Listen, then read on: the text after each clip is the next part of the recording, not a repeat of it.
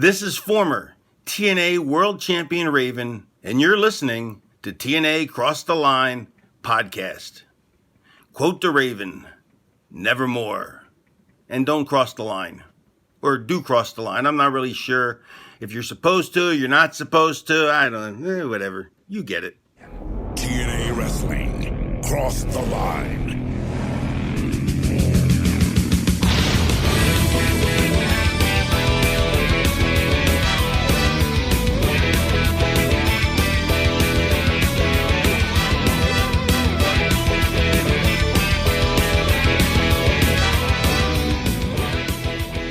And we're back with episode 21 of the TNA Cross the Line podcast. I am Bob Colling Jr. With me, as always, is Dallas Gridley. Dallas, Jeff Jarrett is finally getting a NWA-TNA World Championship match tonight. This has been going on for the last 20-some-odd weeks. Really, since show number one, Jarrett has demanded to be the champion or at least get a title shot for it, and it happens tonight. How we feeling for it? Yeah, I mean, it only took him 20 weeks after he didn't win the gauntlet for the gold that first week to finally get a title shot.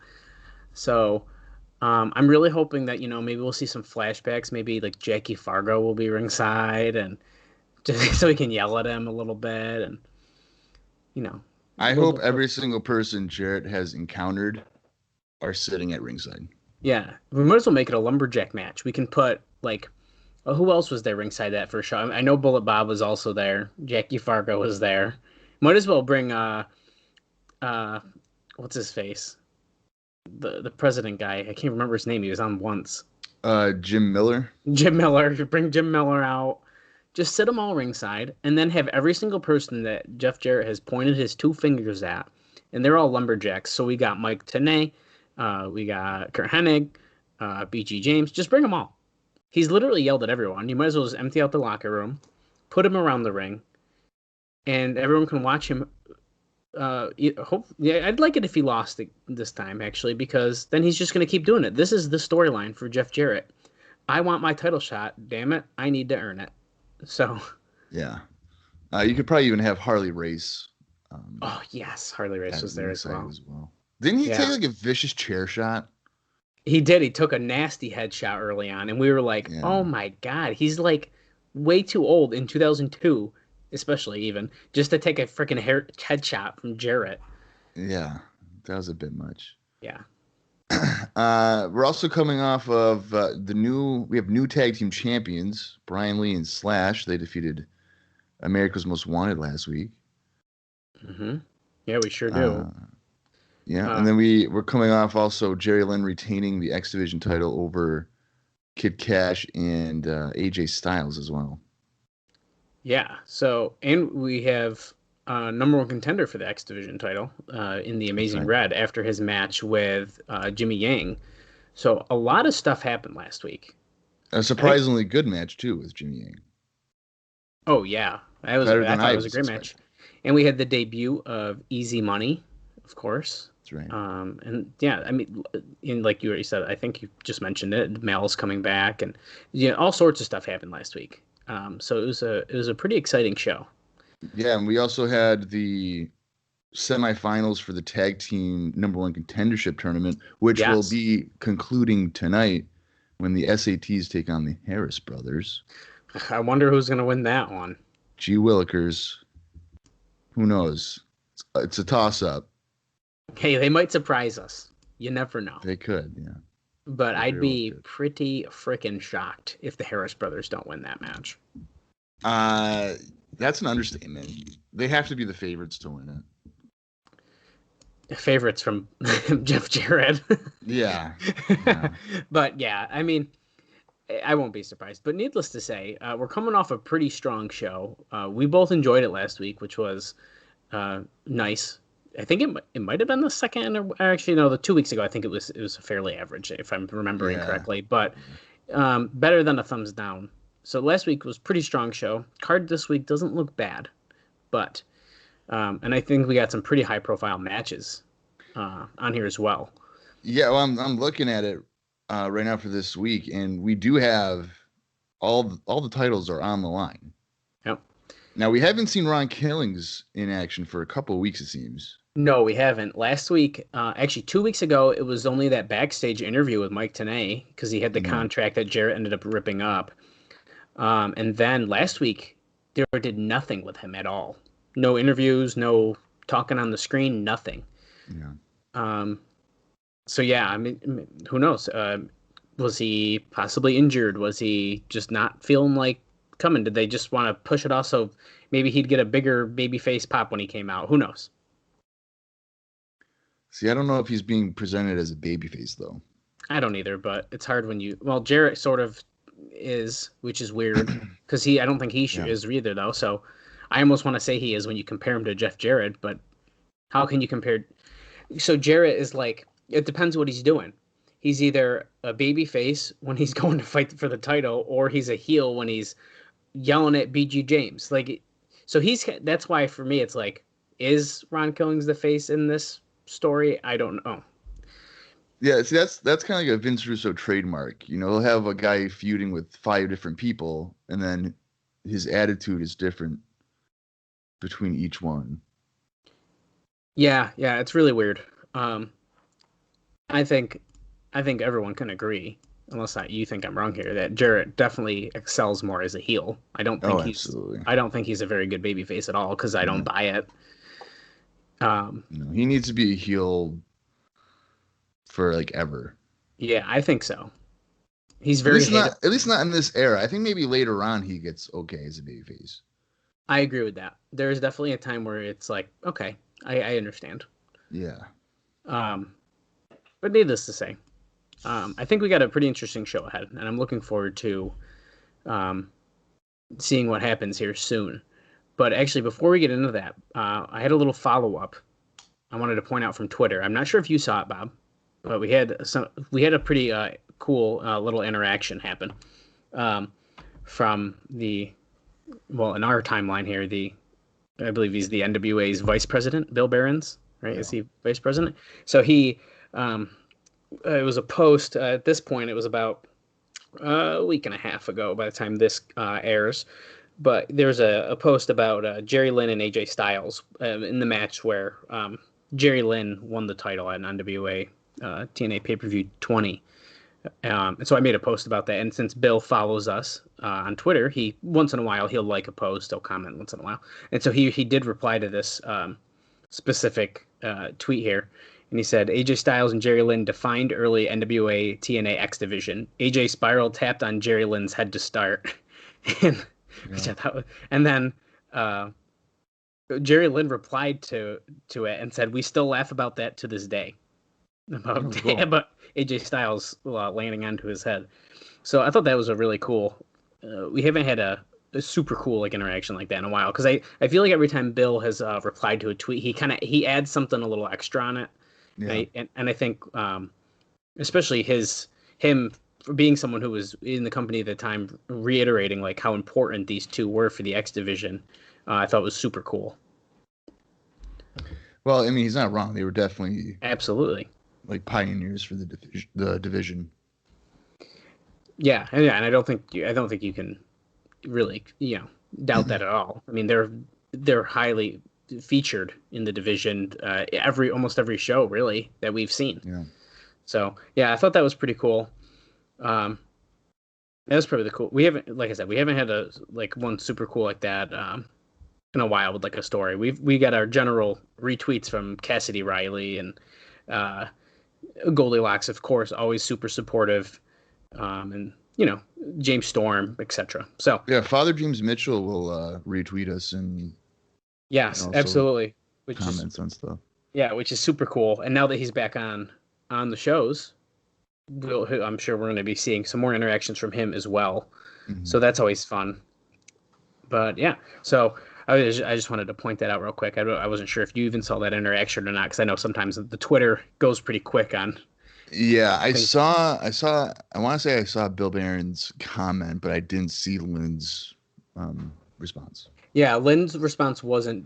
I think he replied right to Bill's tweet instead of our tweet, and we weren't tagged. We were just quote tweeted. So I actually just saw it almost really on accident when I was replying to Bill again.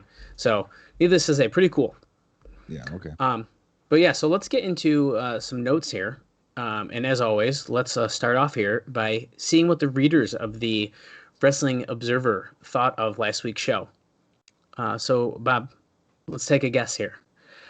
Did they think it was thumbs up, thumbs down, or thumbs in the middle show? I'm going to say they went with a thumbs up. They did. Actually, they agreed with us finally. I feel like it's been a while. But 39 people gave it a thumbs up, which is 73.6% of the people who voted on this. 8 people gave it a thumbs down, or 15.1%, and 6 were in the middle with 11.3%. Would you like to take a stab at which match was the best? Now, we did have a bunch of pretty good matches last week, so I think actually it might be a little tougher to guess this one. Yeah, so I'm going to say that it's definitely not Jeff Jarrett against Six, because Jarrett won that by forfeit. Yeah, no, so it's not that. So it's either...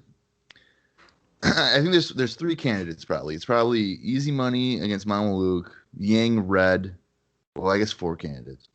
AMW against the New Church, and then the 3-way X-Division match. I'm gonna go with Lynn Cash and Styles.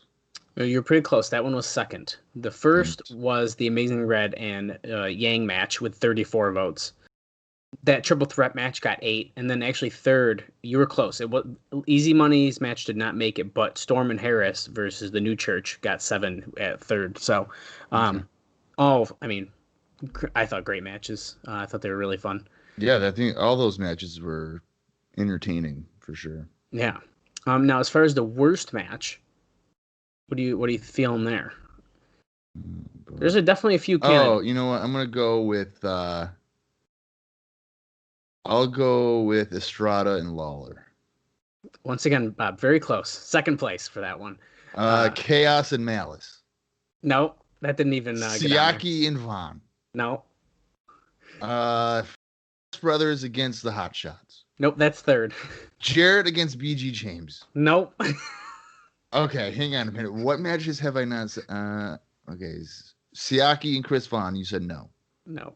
Chaos and Malice, you said no. Estrada, no. Rainbow Express against the SATs. Yeah, that one got the worst match. That's what I'm thinking. 28 people gave that one the worst match vote. No way. Estrada and Lawler were second with 11, and the Harris brothers and the Hot Shots got 4 votes at the end. I feel like people just don't like the Rainbow Express, to be honest. And also, Dave made a mistake here. He wrote Lenny and Lodi.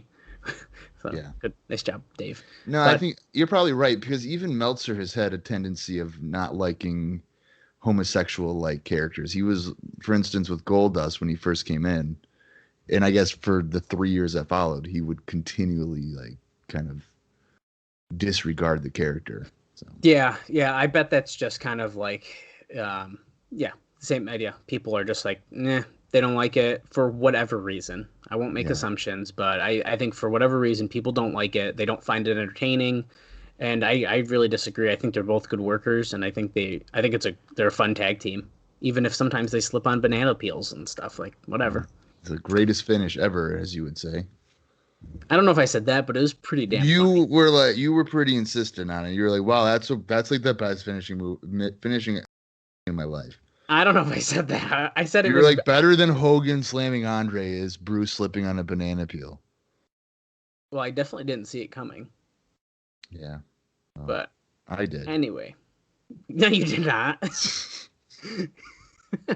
Anyways, let's talk about a couple things from last week's show briefly before we get into some new stuff. We got some interesting things that I just thought would be kind of fun to point out here. So of course Jarrett did an interview on the show last week, and then they announced that Jarrett won his match via forfeit, as you have already mentioned, against Six-Pac. Then he advanced in the title match against BG James. Now, the original booking plan for the show last week was to have Jarrett beat both Six-Pac, perhaps with Lawler getting involved into the finish, and doing the angle to set up the impromptu match with James, giving the fans an unadvertised special match on the same night, so that Jarrett versus Killing's match was not moved up a week as originally thought. So That was he was going to be fighting BG James anyways last week. So I thought that was kind of an interesting note there, that's kind of what was going to happen anyways. So, of course, James Mitchell's new church added the returning Malice, as well as the newcomer Belladonna, who is a local girl who works at an area pizza place, trained by Tony Falk, who had been working Falk's USWO shows. So she works at a pizza place, and now she is in NWA TNA. She apparently did do a dark match for the group a few weeks ago under her local ring name of Roxanne, which I do remember mentioning the name Roxanne at some point. She was said to be a local version of Lita because she can do a decent moonsault, but little else. Oh, okay. Yeah. I mean, I could see maybe a similar look. I think that's realistically what it's coming down to. Yeah. So yeah, just a little bit extra talk about her because I feel like we had no clue who she is, or she was just there. Yeah, I had no idea of any of her background. So yeah. Also, Vince Russo was not at the show again last week. So we're going on like 3 weeks now that this dude has not been at the TNA shows. It does mention here that the idea of him eventually ending up with creative power is not dead, though. The belief is that he'll be a go-to guy if Panda believes Jarrett's methods aren't working. Jeff is still trying to get Russo and Jerry to work together, and Jeff has been trying to sell people on the idea that Russo understands how to get the mainstream audience that aren't wrestling fans into the product.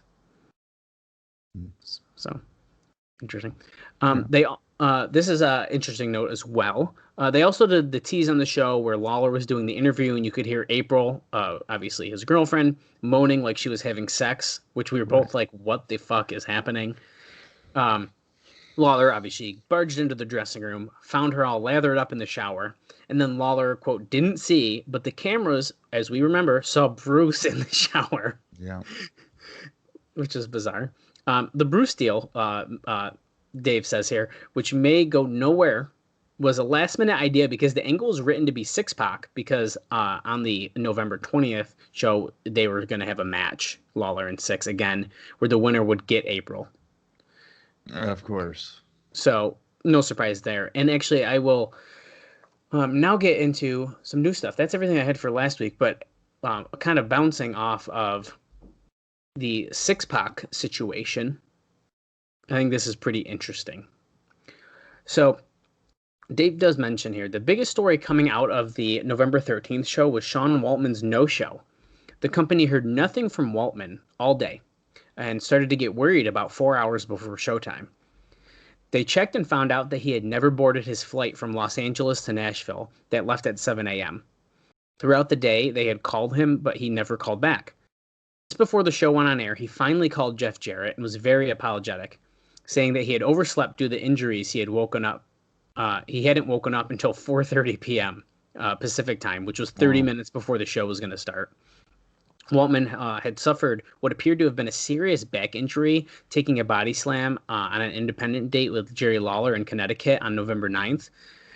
The injury is severely inflamed, SI joint, and he had an MRI done during the week. Apparently, the injury occurred because he had landed different in an attempt to overcompensate because of his hip injury, which we've pointed out just a couple weeks ago. Apparently, that injury occurred... I just misspoke. Even though he was in tremendous pain on the November 6th show in the match with Brian Lawler, which is why the match was kept short, as we mentioned when we saw him limping out to the ring. He re-aggravated the hip when he slipped. Dave says he believes it was in the parking lot before the show, and his hip totally went out. And he apparently figured that the November 9th date was a spot show he'd be working with Jerry Lawler, which was a match... which is a match that isn't nearly as physically demanding as a pay-per-view match he'd have on TNA. Waltman told friends afterwards that he was totally at fault and felt that he had let wrestlers and the promotion down by his behavior. At the show, people were very unhappy at how he handled the situation, largely because he hadn't communicated with anyone until last minute that there were people talking about that being it for him. So people were saying, well, that might be it for Sean Waltman here in TNA. also continues on here a little bit. Waltman and Scott Hall, who each make $2,000 each, are believed to be the second highest paid performers on the roster. Dave says he believes Jeff Jarrett is still earning $3,000, which means he would be the highest paid. Waltman was originally scheduled to face Brian Lawler on November 20th, and even if they keep him because of the back injury, he says as of this reporting, his hip is doing better. It's going to be a touch and go if he's able to make the date. And since the planned angles weren't shot on the show we're about to watch, or not about to watch, on last week's show, November 13th, the match was never announced anyways. It would be Waltman's second missed show in a few weeks. In both cases, the promotion never acknowledged ahead of time that Waltman wouldn't be there and had enough notice the first time. And for a company whose major communications and advertising is the internet, should have sent out word. This past week, with them getting official word just before showtime, they can't be blamed for not getting the word out. On the show, they plugged the match at the start of the show. Given the graphic, they knew he wasn't coming, though. Then after the fourth match on the show, Jarrett did the interview. He mentioned Six wasn't going to be there. He touched on the hip injury, but didn't really say why he wasn't there. And he just didn't know why. So they kind of blew it off. After the show, Jarrett did a radio interview, and when asked about Waltman, he said he had no idea why he wasn't there, which obviously is not true.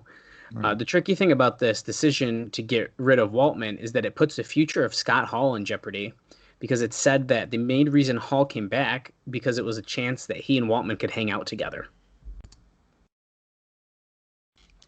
Well, I mean, I guess all that makes sense, and for Scott Hall to want to be there to hang out with his buddy. But with TNA, you're kind of dealing with, I don't want to use the wrong term here, but you're kind of dealing with two head cases. Yeah. Especially off their previous behaviors, so... Yeah, no, I think that makes sense. But yeah, I was actually pretty surprised to read this this week, especially how in depth it got, because I guess I didn't really consider what they happened last week a no-show. I just assumed he was because he was injured, and they just kept him off. I think we even mentioned that on the show. So I thought this was pretty interesting, and I think him feeling bad about it and feeling like he's letting the company and wrestlers down and stuff seems very. That seems right to me, at least how I can read him as like a person. Yeah. Just because I feel like we've discussed before, I feel like he's got no problem putting people over. He's very not conceited on himself. So I think that all kind of makes sense. So. Well, kind of what I mean by head cases is they're not necessarily the most reliable people. I see what you mean. To show up. And be in a condition to work anyway. Well, it's interesting that you say that as well. Oh, boy. Because that's actually a really great transition into my next piece of news here about Scott Hall. Oh, all right. Scott Hall, as Dave says here, has hit his own problems. As an article by Mike Mooneyham over the weekend in Charleston Post-Courier, on the November 17th documented, Hall was ticketed on September 9th for a DUI as well as driving on a rim. According to the police report, he refused to submit breath, blood, or urine testing. He plea bargained down to an alcohol-related reckless driving count, and his driver's license suspended. What was more serious is the arrest occurred while he was driving, and his 11-year-old and 7-year-old children were left home alone. Yeah. His wife, Dana, said the arrest took place at 6:38 p.m., and the children were dropped off at 6 p.m., and she claimed that meant he was drunk when the children were dropped off, and he left them to get a snack. His 11-year-old son, Cody, as we all know, Cody Hall is a wrestler now, was involuntarily committed to a psychiatric unit of an Orlando hospital after he told officials he felt threatened by his father, who has primary custody. He was also held for 5 days after a panic attack and talk of suicide. Wow. So that's a lot. That's some dark shit going on right there. Yeah, man, that's a lot. So I don't know what to say about it besides what was said. I mean, that's unexpected. Yeah, it's some pretty heavy shit. Yeah. But needless to say, I guess moving on to some other stuff. Yeah. This is actually an interesting note about the 01 company in Japan. So the company has expressed interest over the past week or so in AJ Styles and Paul London, among other people as well. But with Styles being under contract to TNA, he may not be able to actually go. But he and London have been offered spots on the short 2 or 3 tour in early January. So who knows? Maybe Styles may leave us for a couple weeks in early 2003 to head over to Japan. Well, I mean, that would suck, but it's also good to, keep people off television for maybe a couple, because we've seen AJ Styles every week. I'm going to make a prediction because of this news here. I'm going to say he is going to go. Mm-hmm. I think he will get written off before the end of the year. And when he returns, he will be a babyface, and he will no longer be with Mortimer Plumtree. I could see both of those things happening. That's my early prediction. I don't know if it's true. I haven't seen half of this stuff, so I'm literally shooting in the dark here. But this is some interesting news here. Well, it's not interesting. It's actually pretty good on the TNA's part here. All of the gate receipts from the November 13th show, not profit, but all ticket revenue, which totaled $3,500, which Dave does say would indicate a paid attendance about 300, even though the in the building there was about 900, which indicates how heavily the crowds are being papered still. All of that money was given to the Tennessee Disaster Relief Fund. As of last word, they were planning on doing the same thing for the November 20th show. And then as he says, you have to give them credit for a nice gesture. Now I tried to do a little brief research on this. Like, why are they giving money to this disaster relief? Well, I think it was days before that show, there was this crazy tornado outbreak in Nashville. And there was like 6 or 7 tornadoes. All in Nashville?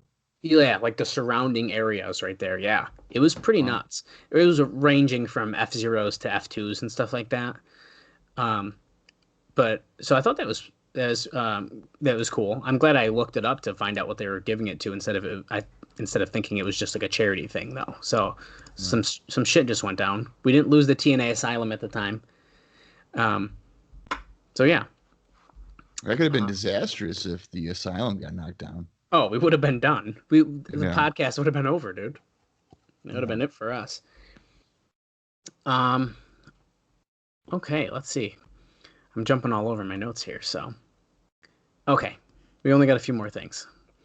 There were to start using Kurt Hennig and Scott Hall as a tag team, apparently, because they were AWA World Tag Team Champs in the 80s, starting on November 20th, but Hall wasn't available to work that date. So we know Scott Hall will not be at the show due to this confirmation, but apparently that was a plan. Kurt Hennig and Scott Hall reuniting as a tag team in TNA. Yeah, I mean, that wouldn't surprise me, especially because of the AWA background. But I feel like you're kind of wasting your top stars in terms of name value to be just in a tag team. Honestly, though, too, I sort of don't know if it would have resonated. If we saw it, I would have been like, "This is weird. Why is Mr. Perfect and Scott?" Like, I feel like I knew that after reading it. Like, oh yeah, I think I remember hearing that. But like, I don't know. I didn't get it right away. Yeah. You know what I mean? If we just saw Scott Hall coming out with his paint drips and Kurt Hennig coming out with his towel and stuff, I would have not made that connection at all. Yeah. But interesting nonetheless. Apparently, there is also some plans to tape outside of Nashville at some point early next year. Like to where? Doesn't say. Maybe somewhere else in Tennessee, probably. I don't know. I think this is just them spitting. Like, just saying random shit. Because I mean, how long, aside from, well, even I guess the Impact Zone in Orlando, I mean, it takes them how long to get out of their home base? Like 2008? They do a show, I think, in Vegas. It takes a pretty long time, I think. Yeah, like a shockingly amount of time. Yeah, so that doesn't really surprise me, but It's also said here that there has been a philosophy change here regarding the need for television. They are apparently close to some international deals, but are pushing hard for a domestic deal on an outlet that has at least decent regional or national penetration. Of course, they're running into the same roadblocks that everyone has for the past few years. The TV industry is of the belief that wrestling is yesterday's hot item, and if anything, recent stories about WWE's falling interest in prominent places as well as the business declines have only accentuated that belief, as we saw with the XWF, which had bigger names like Piper and Sable. To the generation that makes decisions on this subject, the cost prohibitive to buy your way on the air nationally, like WGN in Chicago, which is not even on most cable systems nationally, but is on most satellite networks and is a strong Chicago station, was asking for $65,000 per week from XWF. Yeah, they're still going with the battle plans of weekly pay-per-views, but attempt would be to get a weekend show to hype the pay-per-views, which already produce for Nashville, as well as the current national outlet of small-powered stations with almost no viewership. So interesting that they're trying to potentially pull something out there. Yeah, I mean, you definitely need television. Yeah, if these shows were television shows and not pay-per-views, I think that there would be significant steam behind them. But since it is a pay-per-view and you have to buy it, I think that's hurting them. I agree with that. Yeah. Jerry Jarrett apparently is hoping that his relationship with Sean Waltman would lead to bringing China in. Of course. So that's fun. Well, I mean, gotta make connections somehow, I guess. No, it's true. I just find this interesting. I thought that was a pretty interesting thing. That doesn't surprise me at all. They could have brought her in and done a continuation of the Jeff Jarrett China, like WWF feud. That's a really good point, actually. I could have seen that. I could see that being for like the NWA title. That'd be right. Fun. Yeah. Actually, you know what? I don't think I'd hate that. Is that bad? I think that would. I don't think I would hate it either if China was able to actually perform. Yes. That's a really great point. But that's a fun thought. That's a good like fantasy book idea. I like that. Yeah. So as we were told last week, the Crimson Dragon will be debuting, and he's under a mask. He's a new X-Division character, and as I think we're talking last week, it is Chris Hamrick. Mm-hmm. And Dave says that it's best to use him as a masked wrestler because he's always had the ability, and it's his look that has always held him back. Now he's pointed this out before due to his dark match, and I don't know. I guess I never looked at what he looks like yet, but I think that's a weird thing to say. But so be it. If he looks old, I guess is I think what Dave mentioned before. Yeah, I don't know how old he is in 2002, but I would say throughout his entire career, he's always looked like he's 58 years old. Yeah, I'm taking a look now. Oh yeah. Yeah, he does. He looks pretty old. Yeah. Okay, well, good. Under a mask it is. Sounds great. Yeah, he does. He does have some really good ability, though. So. Yeah, well, I'm looking forward to seeing him on this show. It's also said here, Rick Michaels of Chris and Rick Michaels, the two that aren't related. We're not brothers. Yeah, we're not brothers. His career is in jeopardy due to a severe back problem. He was hospitalized during the week and diagnosed with herniated discs in his back as well as kidney damage from taking a bump off of a balcony. Who would have thought you could have got hurt doing that? Yeah. And at this point, he needs a walker to get around and may need surgery. His doctor suggested he retire, but he's determined to come back. Oh, that's every wrestler ever. Oh, it always is. He must have been an ECW fan and saw New Jack do it 900 times and figured, oh, I can do that. Yeah, I could only imagine, right? Yeah. We do have a little bit of a note here, a small note, on the Rash Report. We haven't heard about the Rash Report since Alvarez has kind of taken a back seat.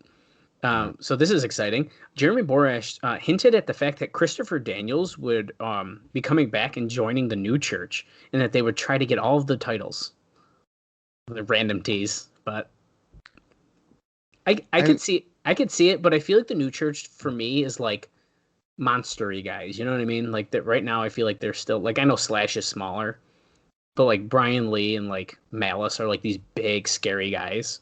I think Daniels could fit as an X Division guy, though. I think we've talked about adding an X Division guy. He would definitely fit, and I would probably take that over Tempest, Devon Storm. At this point, I would too. Especially they should bring Devon Storm back and have him team with Chris Hamrick, and they can be the two guys that look like they're elderly guys.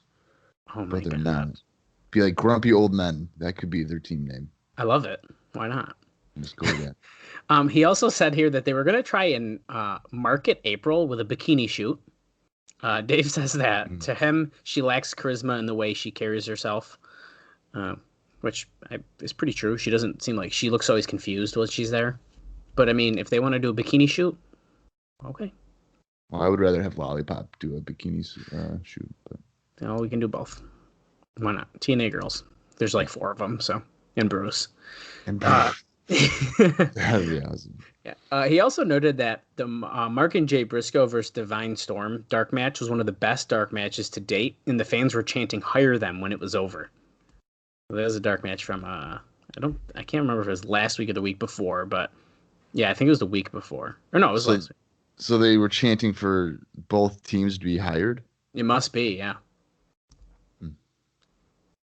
Yeah, it looks like it. I thought on my last week's notes, it says that they fought Quiet Storm, not Divine Storm. So I guess I don't know what the difference is. Quiet Storm is the same. Okay. Quiet Storm is one of the guys in Divine Storm. Okay. Yeah. So it might have been reported incorrectly. Quiet Storm is one of the guys. Got it. It's Quiet Storm and Chris Divine Storm. Oh, okay. Yeah, okay, that makes sense then. Yeah. 2 more very small things here, and then I'm throwing it over to you, Bob. The official word, finally, the quote official word, is that the Miss TNA title is not an NWA recognized title, so therefore the rules about title changes via countout or DQ wouldn't apply, as we kind of argued last week. Yeah, exactly. It's a fucking dollar store sash and a fucking crap like tiara. No shit, it's not an NWA title. To have that be clarified is hilarious. I like that it was reported that he wasn't sure last week, and now they had to clarify it. Yeah. And I have one kind of sad thing to report here at the end. Well, it's not too sad. It's a little sad for us, though. At this point, there is no further plans to use Low Key. Apparently, he said he wouldn't be able to give them as much notice as they wanted on free dates because 01 doesn't give him advance notice, and he considers 01 to be his priority. That's understandable. Absolutely. He's probably getting paid more. So. Well, I wouldn't blame him at that point either. But that is all I have, Bob. So I'm going to throw it over to you for some independent notes. All right. Not a lot going on this time around for independent news. I think maybe not last week, but the week before, there was quite a bit with the Ted Petty Invitational. But to kind of almost close out the month, we've got a few guys staying busy. So previously mentioned Divine Storm, which would be Quiet Storm and Chris Divine, who will be appearing on this show. They are regularly teaming on the Northeast for Ring of Honor, PWF, ECWA, USA Pro, and MCW. I think I had said before, hopefully I could avoid seeing them in TNA, and as it turns out, that was unsuccessful. Yeah, you did say that. You were like, we can't escape them. Yeah. It's okay. Malice, he defeated Chris Hamrick on the November 16th show for XPW. That was in Philadelphia. The SATs, they teamed up with Divine Storm to defeat Special K on November 16th at Ring of Honor's Scramble Madness. And then Chris Hamrick, a little bit of a backstory here. He competed for Extreme Championship Wrestling in 2000 and 2001. He's also memorable for being one of the enhancement guys on WWF television in the early to mid 90s.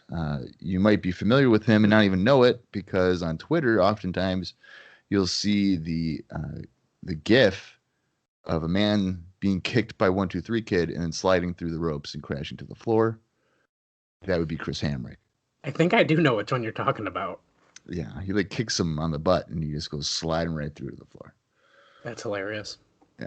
It was actually that spot that made a lot of wrestlers, I guess, request him for their enhancement matches. Well, look at that. He is also currently the PWF Universal Heavyweight Champion, and he is a regular for XPW, having had matches with Chaos. I think they've had a couple of ladder matches in XPW that at the time may have gotten some praise. Not the Chaos, not the old man Chaos that we saw last week. That's what I was about to ask. But the real Chaos that's in XPW. So AJ Styles defeated Christopher Daniels on the November 16th ROH show, which was Scramble Madness. And then the next day on November 17th, he lost to the IWC World Champion Colt Cabana. And the last bit of news here is the Amazing Red teamed with Jay Briscoe in a losing effort against Christopher Daniels and Mark Briscoe at the ROH Scramble Madness show on November 16th. So not a whole lot going on. A couple of repetitive matches, but so that's sometimes how it goes on the indie scene. Now, before we get into the show, in case you couldn't realize here in the last 40 some odd minutes that my voice is kind of raspy, it came out of nowhere on Tuesday. Oh, no. Could be laryngitis, who knows? But I didn't want to. I could have COVID. You're right. Oh, who knows? Well, I didn't want to delay this show because arguably this could be the biggest show that we've gotten to watch, with the 3 title matches, a tournament finale, and a debut of the Crimson Dragon. So this should be a lot of fun. I'm looking forward to it. If you want to follow along, go on the Impact Plus app or find it in your personal collection and enjoy the show. I'm going to count down from 5, and I'll say play, and then we can start watching the show. So here we go. 5, 4, 3, 2, 1, play. Well, while we got our intro playing here, I got some pretty interesting dark matches for you, Bob. First off, we do have 1,000 people here in the TNA Asylum this week. Doesn't say, but just assume it's mostly papered. The first dark match was Forsaken defeating Matt Dillinger. Do you know who Forsaken is, Bob? Do not. It is Joey Ryan. Oh, boy. Who, as we know now, is a piece of shit. That's right. Then we have Arik Andrews defeating Derek King. Okay. And then the last one, another interesting one, is Johnny Curtis defeating Adam Booker. And as we know, Johnny Curtis now is Fandango. Yeah, I've seen a couple of... I think I've looked up kind of a few different Explosion tapings that happen later on. Johnny Curtis does regularly appear on there. Yeah, he does. And there's actually, I checked because I remember seeing his name pop up on the Hidden Gems section of the Impact Plus app. And it was actually a match from like 03 or 04. But yeah, we're over at the table now just getting what we're seeing tonight. Amazing Red and Jerry Lynn, of course. The Truth, Ron Killings defending against Jeff Jarrett. I like the Ron Killings picture where he just like did the little peck dance. Yeah, he's intently staring at us and then doing his tit dance. Ready? Get ready. Come on, boom, boom. There it is. There it is. Right after he does it. That's funny. This kind of, I don't know why, but this does feel like a big show to me. We got more people there already, too. And like you just said, though, I mean, we have a lot of really big matches tonight. The Jarrett Killings one, to me, is... is this Ron? Yeah, we're going to sit down with Ron. This is the match that they've been waiting for months. Yeah. Now, realistically, do you think, this is just a wild guess here, if Ken Shamrock didn't leave, would it been Ken Shamrock versus Jarrett right now? Wow, that's a good question. I kind of feel like the answer is yes to that, to be honest, because they were really, really pushing for Jarrett and Shamrock. I think that if Shamrock was still there, I think the match would have had.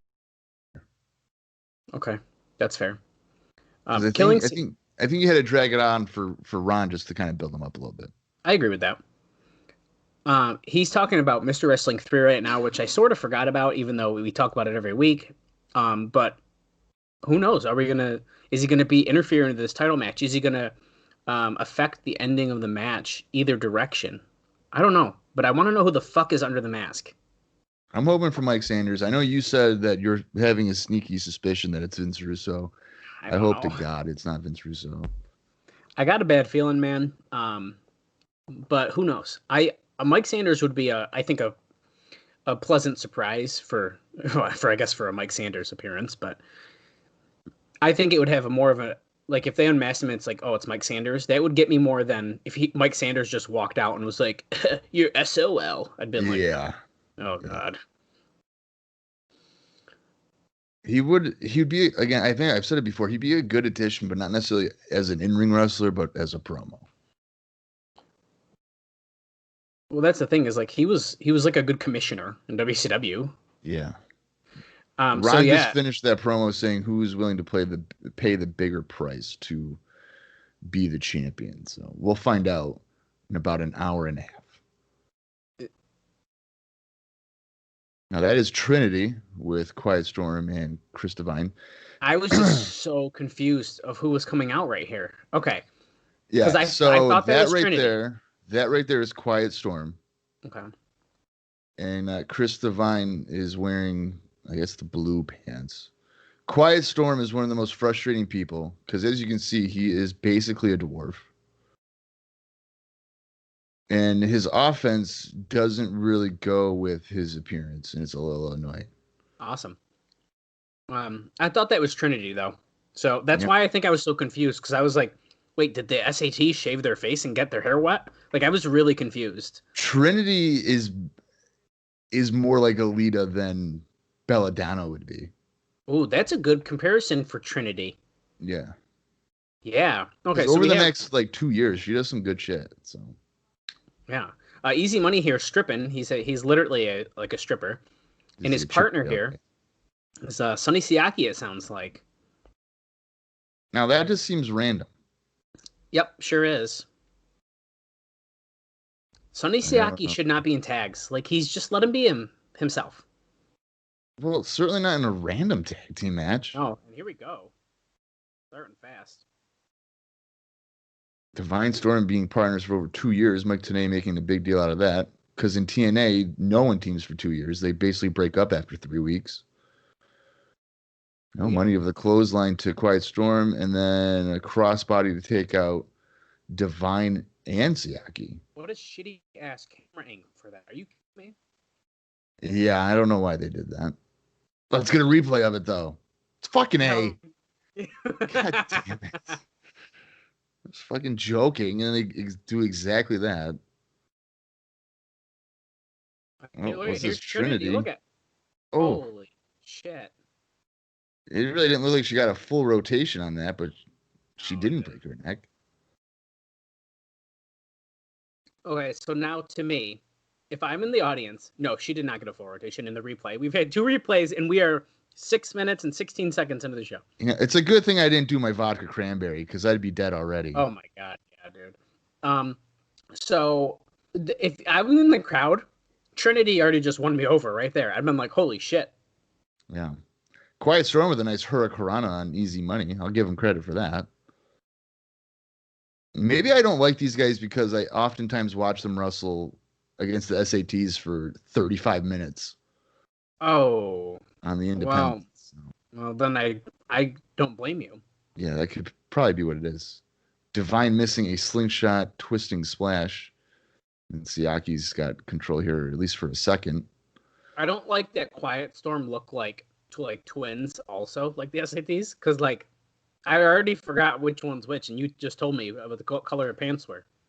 Yeah, so Chris Devine's in the ring. Yeah. Quiet Storm is on the apron. And and as I said, Quiet Storm, he's a very short man. It's amazing. He's just so stocky looking, and his offense. I don't know if we'll see it showcased here, but he works it as if he's like Kenta Kobashi. Oh Jesus! And I don't buy into a guy who's maybe 5 foot, and he's probably not even 5 foot, delivering stiff forearms. Like, I don't buy into it. Yeah, he is a very small man. And I feel Easy like he's money. like, oh, yeah, drop toe hold, Dropped hold. dropping him into like the crotch kind of, and now they're both sitting down in the corner here. Easy Money's doing the most bizarre dance move. What the fuck was that? What was it? He had like guns and he was shooting his feet. He's got hot feet. Is that what it is? I don't know. I don't know. That was weird. Do you think Easy Money and Siaki will actually work as a team, or do you think Siaki's just going to turn on him? If they're smart, he'd turn on him, but I think they're gonna win this. Oh, double team slam there on Quiet Storm. Because I feel like they've been trying to build up Siaki, and why would you have Siaki lose in a tag match? Well, why would you have Siaki lose, and then why would you have Easy Money lose when he just came in? Exactly. So, unless you're trying to build up your tag division, I don't know. I guess, but there's something about like two singles guys in a tag team. I just don't like it. I really. hate it. Holy shit!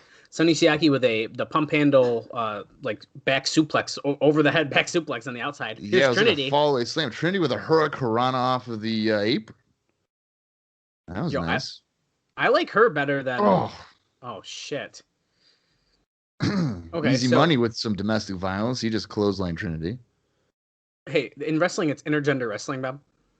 Oh yeah, you're right. Unless you're Brian Lawler. But so Don West goes, sign Trinity up for the X Division, and then Easy Money clotheslined her, and then he goes, that's what she gets for being involved in the match, essentially. Well, try to get her in the X Division down. Oh, yeah.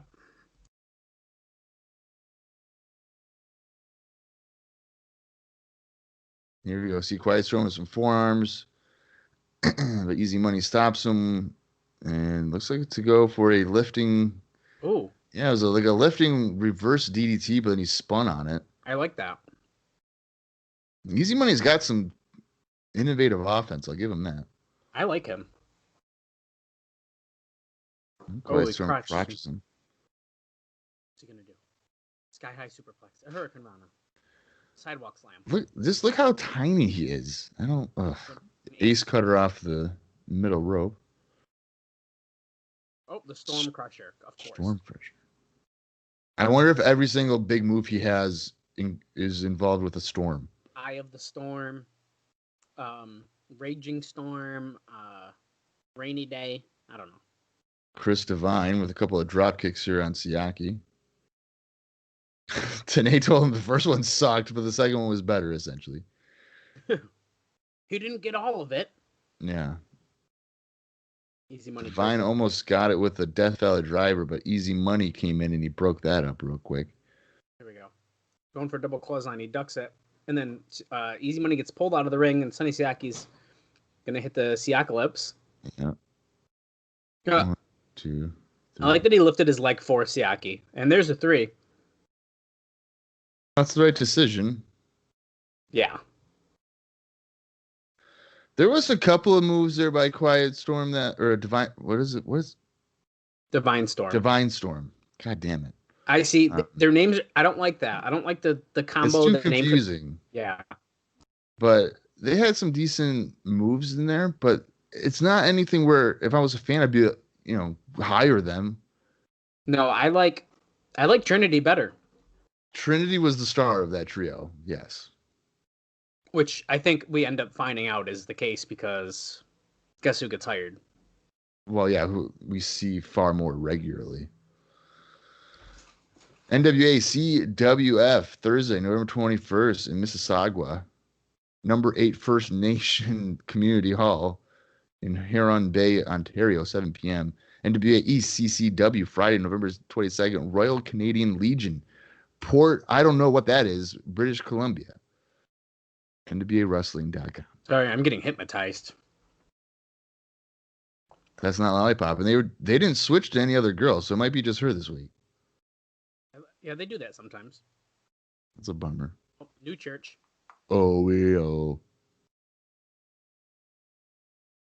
Oh, we oh. Oh, we oh. Who's going to be coming out here? They're not going to do the tag title match, are they? The lights aren't coming on. Are they going to be in the ring? Yeah, this is weird. Oh, here we go. And there's Lita and Father James Mitchell. Yeah, I don't know about that. I know you haven't watched Breaking Bad, but she reminds me of Jesse's girlfriend that dies of a drug overdose. Oh, Jesus. I'm just saying. Well, I mean, she's definitely drugged up, this character right here. I would imagine, yeah. Okay. He's focusing here on the NWA World Title match tonight. Interesting. Malice is going to fight the winner. Come on. Yes. Yes. That's right. He's not enough. He wants more than just the tag titles.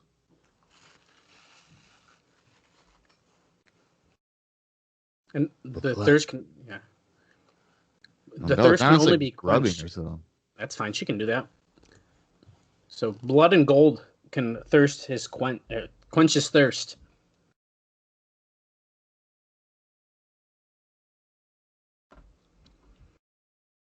Oh, Oh, okay. God. I thought he was going to say new disciple. I thought he was going to bring out Raph from WCW. Oh, Jesus. What's this? Adam Bomb is in the asylum. Brian Clark, what are you doing here? That shit wouldn't surprise me, though. Yeah, I wouldn't be surprised either. don't What is the relationship between Mitchell and Belladonna? Are they banging? They're definitely banging. Like, it's like he's got Like like here, yeah. on a sex cult on the side, and she's like Right. number one. Yeah. Here's Malice with his like poofy hair. Who is he going to be murdering tonight? Oh, they're already in the ring, so it's going to be a quick one, whoever it is. Yeah. Turn the lights on. Come on. Let's get this going. Oh, and here goes Malice. We don't even know who it is, so. What's it, Harlem Heat? No, it's Corey Williams. That's Harlem Heat outfit. He got that from Booker It T. is the do-rag and everything. He's a former USWA guy. Oh, look at the back of Malice's vest. I It says, hate you. Yeah. Oh, he whips with this dude that you just said his name and I already forgot it. That's how much I know he is. Corey Williams. Corey with Williams. a K. Oh, with a K. Okay. Right into the guardrail. Speaking of people with Ks, I know you don't watch, but Caleb Connolly is on Impact right now. He's Tennille Dashwood's manager, and he is Caleb with a K, and that's what his nameplate says. It's Caleb with a K. Wait, he's a manager? Well, he wrestles sometimes, but like, yeah, he's mostly a manager. He's Tennille's personal photographer in Impact.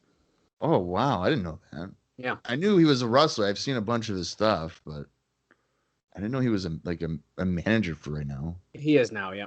Well, as of this moment, yeah. Yeah. Well, I think he didn't have like a knee injury or something. Oh, maybe. I think That he would had make an sense injury. then. Well, he's pretty great with Tennille, who I really enjoy for many reasons. Well, of course. Oh my God. Oh, that ain't right. But Malice is barely selling it, and then he slams him down. He planted him. This match would have been funnier if it was on the Halloween episode. That way we could have said that Corey Williams was dressed up as Booker T. You literally could have fooled me right now. If you're like, hey, that's a... Oh no. Malice, no. He slipped on the top rope. You sure did. And now he just chokeslams the shit out of Corey Williams. Oh, that was bad. Yeah. Okay, well, he got a 3 count after a chokeslam, and now he's pissed because he knows he just made a fool of himself. Yeah, he's probably not happy. He's gonna have to fucking kill this guy again. No, he's just gonna throw him over. Oh, God. Oh, God damn it. Well, the guy didn't go over. Oh, No, so Go that ahead. started off good, and then he just fucked up off the top rope. Yeah. Look at He Mike Austin himself. Yeah, he did. Belladonna has massive pumps on. Like Yeah, 3 or 4 inch wedge boots. Oh, Malice is like pushing a crowd member, and that is not a plant. That was definitely a real fan. Yeah, that was. Okay. Is he just confused on what to do because he just fell off the top rope? He's definitely like thrown off now. He's Okay. just flustered. Well, we've had 2 matches and we are just about 18 minutes in. Almost. Yep. And now we NWA are. Wildside, Friday, November 22nd, NWA Arena, Cornelia, GA, 8 p.m. NWA CWF, Friday, November 22nd. And I am not even going to try to say any of that. Come on. They're in Massey, Ontario, 7 p.m. I wonder who won the bid. That was the longest fucking auditorium name or whatever I've ever seen in my life. What? Brooklyn, yeah. Oh. Who's this coming up? Oh, the SATs. Oh, shit. SATs against the Harris brothers then in the finals for the #1 contendership. So we know they're getting the star entrance, of course. That looked weird. They had the SATs and they actually used an apostrophe. Yeah, that was weird. I would just do the SAT. Well, because technically that is what it is. Now, when we do make some posts on our Twitter, you can follow us at Cross the Line TNA if you don't. I do put SATs with a small s, but I never put an apostrophe. It's not possessive. It's not the SATs titles. It's like, right. It's just the Spanish announced team. And I guess if you want to say they are the SATs, I mean, I guess. Yeah. It's kind of weird, though. Here's Ron and Don Harris. Don has decided to not wear a Nazi shirt anymore. Instead, it's an Everlast shirt with no sleeves. Because he's not as in good shape as... Holy shit. Oh. That was Jose. Jose. Just I was over the top. I was gonna guess it was Jose. Well, you think Joel's able to dive over the top rope like that? No. He can't even slide through a guy's legs. Well, what in the world? Jose with the head scissors to take down, I don't know which one that was. The Don, I guess. No, that was Ron, wasn't it? I don't know. I thought Don was the one. Don has the shirt on. Don has the shirt on? Okay. Yeah. Oh, yeah, you're right, because Ron has been wrestling. We can do this the same way we do the SATs. Don is fatter than Ron, and Joel is fatter than Jose, right? That's right. Okay. So we got the chunkies fighting over here. Oh, my God. That's fucked up. I apologize. That's not right. Over against the guardrail here, though. Boom. Oh my God. Oh, he just hit that woman in the face. She just got clipped on the nose, for sure. Yeah, she did. And there's like 2 old ladies. Yeah. The Harris twins. 15 years at this point. That's a shame. Yeah, 15 years too long. Hey, Ron with a sidewalk slam. 1, 2, but no, Jose's got too much left. You know what? Or is that Joel? That's Joel. Yes, that's Joel. That's Okay, I'm gonna make a prediction. They're gonna shock us. The SATs are gonna win this match, and then the Harris brothers are gonna beat the shit out of them, and then they're still gonna get the title shot because then the SATs can't fight. Wow. I don't know if I think that's gonna happen at all. I don't. Well, okay. I don't know. I just want to see the SATs win, and then the Harris brothers be like the angry heels, like they got like rolled up or something. You know. I want to see Ron Harris take the Spanish Fly. Well, yeah, that's gonna happen. That's what I want to see happen. Oh, now they're in the crowd again. Hey, if he brings him over to the cotton candy machine, that's it. You win the match. 1 full rotation. Oh! What is with the crowd interaction? You just got shoved. Look at the security guy. Security's like, chill. Even though the guy actually didn't even push him back or anything, which, who knows? You know how some people are. Yeah, he didn't do it. It looked like he didn't do really anything to deserve that. No. If Ron Harris pushed you while you in the crowd, would you just be like, what the fuck, man? You'd sit back down. No, I'd call him a Nazi. Fair. Well, you can look right into his eyes, so. Yeah. I think he'd be afraid of me. For sure. Because you're not a Nazi, so. That's right. Oh, back suplex by Ron onto Joel. I was trying to see. I couldn't tell the size difference here. I really didn't know who that was. Well, everybody looks thin on their back. So. Well, yeah, we do. It's true. Off the ropes and Spinebuster. Yeah, not a great one. No, that was maybe the laziest spinebuster I've seen, but you can tell like Don doesn't work in the ring very much anymore. He's just head of security, so he's just like, fuck it, my legs don't bend. Well, it's funny you say that, but I know that I think the Harris brothers wrestled until at least 2005. Oh yeah, they do. I actually looked this up before. Let me take a look right now while we're watching this excellent match. Oh, double bulldog. Yeah, yep. 2005 is the last, at least, active year as a team. Yeah. And unfortunately, 3 of those matches were in TNA. Moonsault leg drop combo by the SATs on opposite corners. What is he say? They call that the SAT Superfly? I think he might have, yeah. Well, Don doesn't stay down for a 3. Ron just clotheslined Joel, I think, to the floor. Yeah, to the floor. Don West loves the name SAT Superfly. That dude's going to start yelling it until his voice breaks. Yeah. Clotheslines in the corner by Ron. Oh. And this is a splash. Here we go. Spanish Fly, I'm telling you. Dude, they're going to hit it. No, he's not. He's definitely not set up for it. Tornado DDT attempt right here. Jose.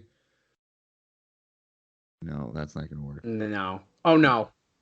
Press slam. Holy shit. Floor. Right to his brother, pretty much hitting him right in the face. Yeah.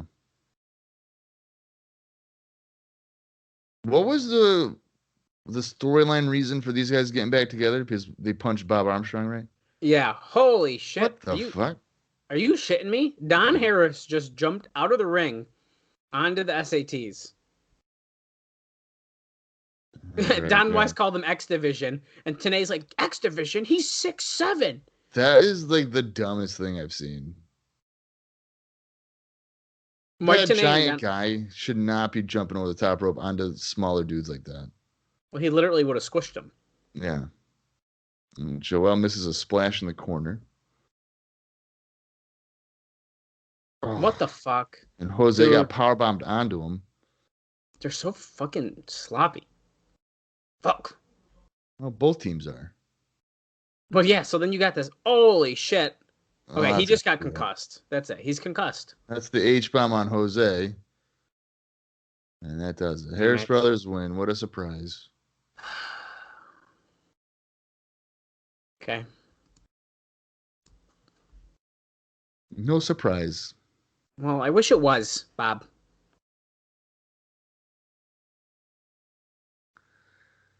They're meaner, bigger, and better than ever. There's a shockingly amount of people like clapping for these people. For these guys. Why, dude. I don't get it. They probably couldn't do the H-bomb to Joel. That's why they did it to Jose. Get rid of the 40 extra pounds. Jesus Christ. Well, it's true. Oh, here we go. Okay, it's time for redemption, Bob. You got to read the big name. NWA main event Saturday, November 23rd at Morton Sportatorium, Columbia, Tennessee, 8 p.m. NWA ECCW Saturday, November 23rd, House of Pain in Langley, British Columbia. NWAWrestling.com. Okay. That was the easy one. Yeah. Oh, Goldilocks, here we go. 27 minutes in just about. Oh, it's April. Oh, no. We have lots of questions for you. Yeah. What the fuck? Why are you banging Bruce? What were you thinking being in the shower with Bruce? April's like, I wasn't in the shower with anybody. She's saying someone in production was playing tricks on her.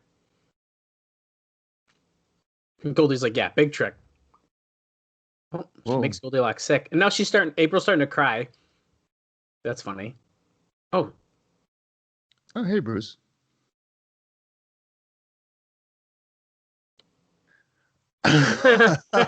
Bruce goes, "You know that was a trick. You know I'm a gay guy." Oh, here's Lenny.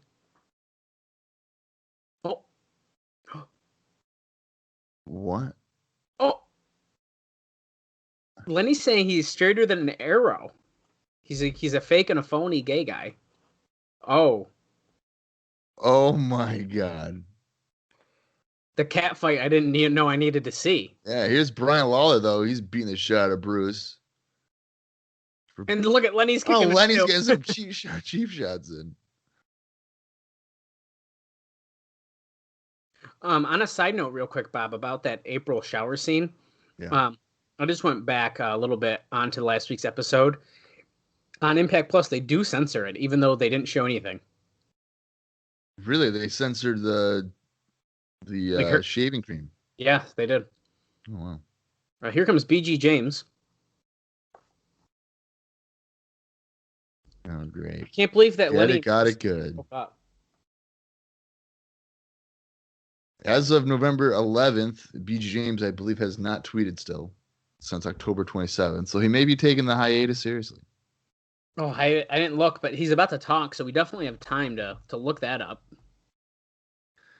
Get it. Yes. Got it good. You know what the G stands for? No one gives a fuck. He got to that one quick. Oh, who's this? Wait, is this Disco Inferno? That's his music. Oh, no.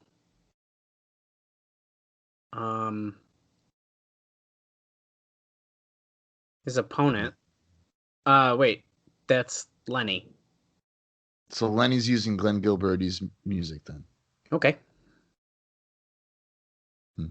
Yeah. No tweets from BG James. He about his fight with his friend, Shane Helms, which Shane Helms then goes, like, he literally made fun of him. We talked about it last week on the show because his friend got in an argument with him and left Twitter. Yeah. Couldn't handle it.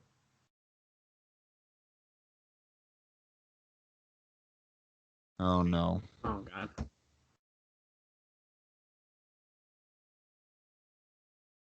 Oh, Whoa. my God. What the fuck? Whoa. Road Dogg throwing F words around. Not the 4-letter one. No, not the one we say on the show. Yeah. He just said, I'm not going to use the verbiage, but he just said that this isn't going to be a gay bashing. Instead, he's going to beat the shit out of insert your slur. That's ridiculous. I can't believe he That's just said a bit much. Yeah, I don't know if I like that. Yeah, well. Okay. I know we say some outlandish things here, but we're not going to say some... we know the lines. Yeah, we're not going to say a slur like that. Even if it was in a joking manner, we're not going to do that.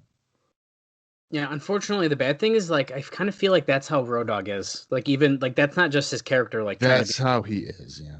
And I don't, like, that's just kind of what I think it is, which kind of sucks, but... Yeah. Okay, well, Lenny's got a headlock. Yeah, Lenny just got done humping him. So... Yes, he just got the better of the mind games there for a moment. Shoulder block. We're doing training spots.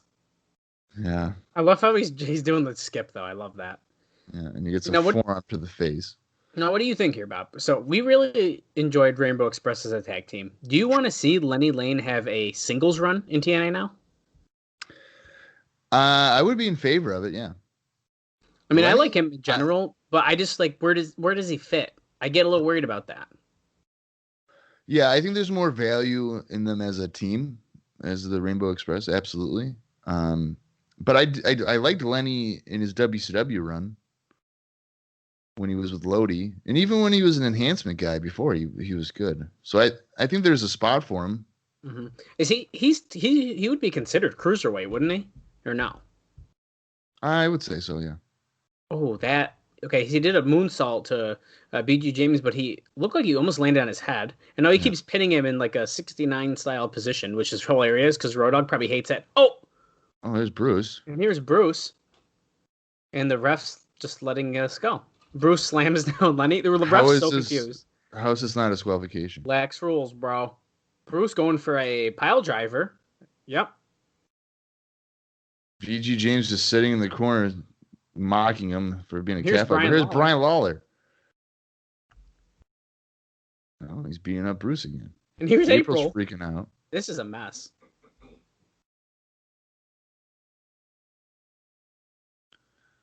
And BG James is just pinned Lenny. After a knee drop. So the whole purpose of this was they're continuing the feud, and then BG James just gets a win in the background. Oh, and here's Goldilocks. Oh my God, is Goldilocks going to wrestle April? Oh no, she's comforting her. They're friends. It must be because they're both blonde. Wait, she just kissed her. Oh! Goldilocks is holding April's hand. She took it off of her waist to hold her hand. Wait a minute. Is Goldilocks a lesbian? We need to find out. I'm tweeting her right now. Well, Brian Lawler's freaking out again. Oh, he's gonna have a heart attack again. What the hell, man? Okay. I lost her. And This sucks for Brian Lawler. He loses her to Six, then loses her to a gay guy. Yeah. And now she could potentially be a lesbian. I got some bad news, Bob. What? I just double checked. Unfortunately, that was the last time we are going to see Lenny or Bruce in TNA wrestling. Are you serious? Yeah, that's it. I don't want to spoil that we won't ever get that blow off, but we're not getting that blow off. I thought we had one more. According to Cage Match, we do not. Wow. Now that being said, Bruce will be back, but we aren't going to see him on our podcast show because it's not on pay-per-view. So what does he do? Like Explosion or something? It's a dark match, which may air on an Explosion, but he does one more dark match. Mm. So is that a sign that says rat? Yeah, it does. That must Or be Estrada's looking right at it, and he's about to yell at him. She's not a rat. She's Priscilla, who was once Jerry Lawler's rat. Definitely in reference to Priscilla. No doubt about it. I don't blame her. She is kind of. And who we got here? This is Crimson Dragon.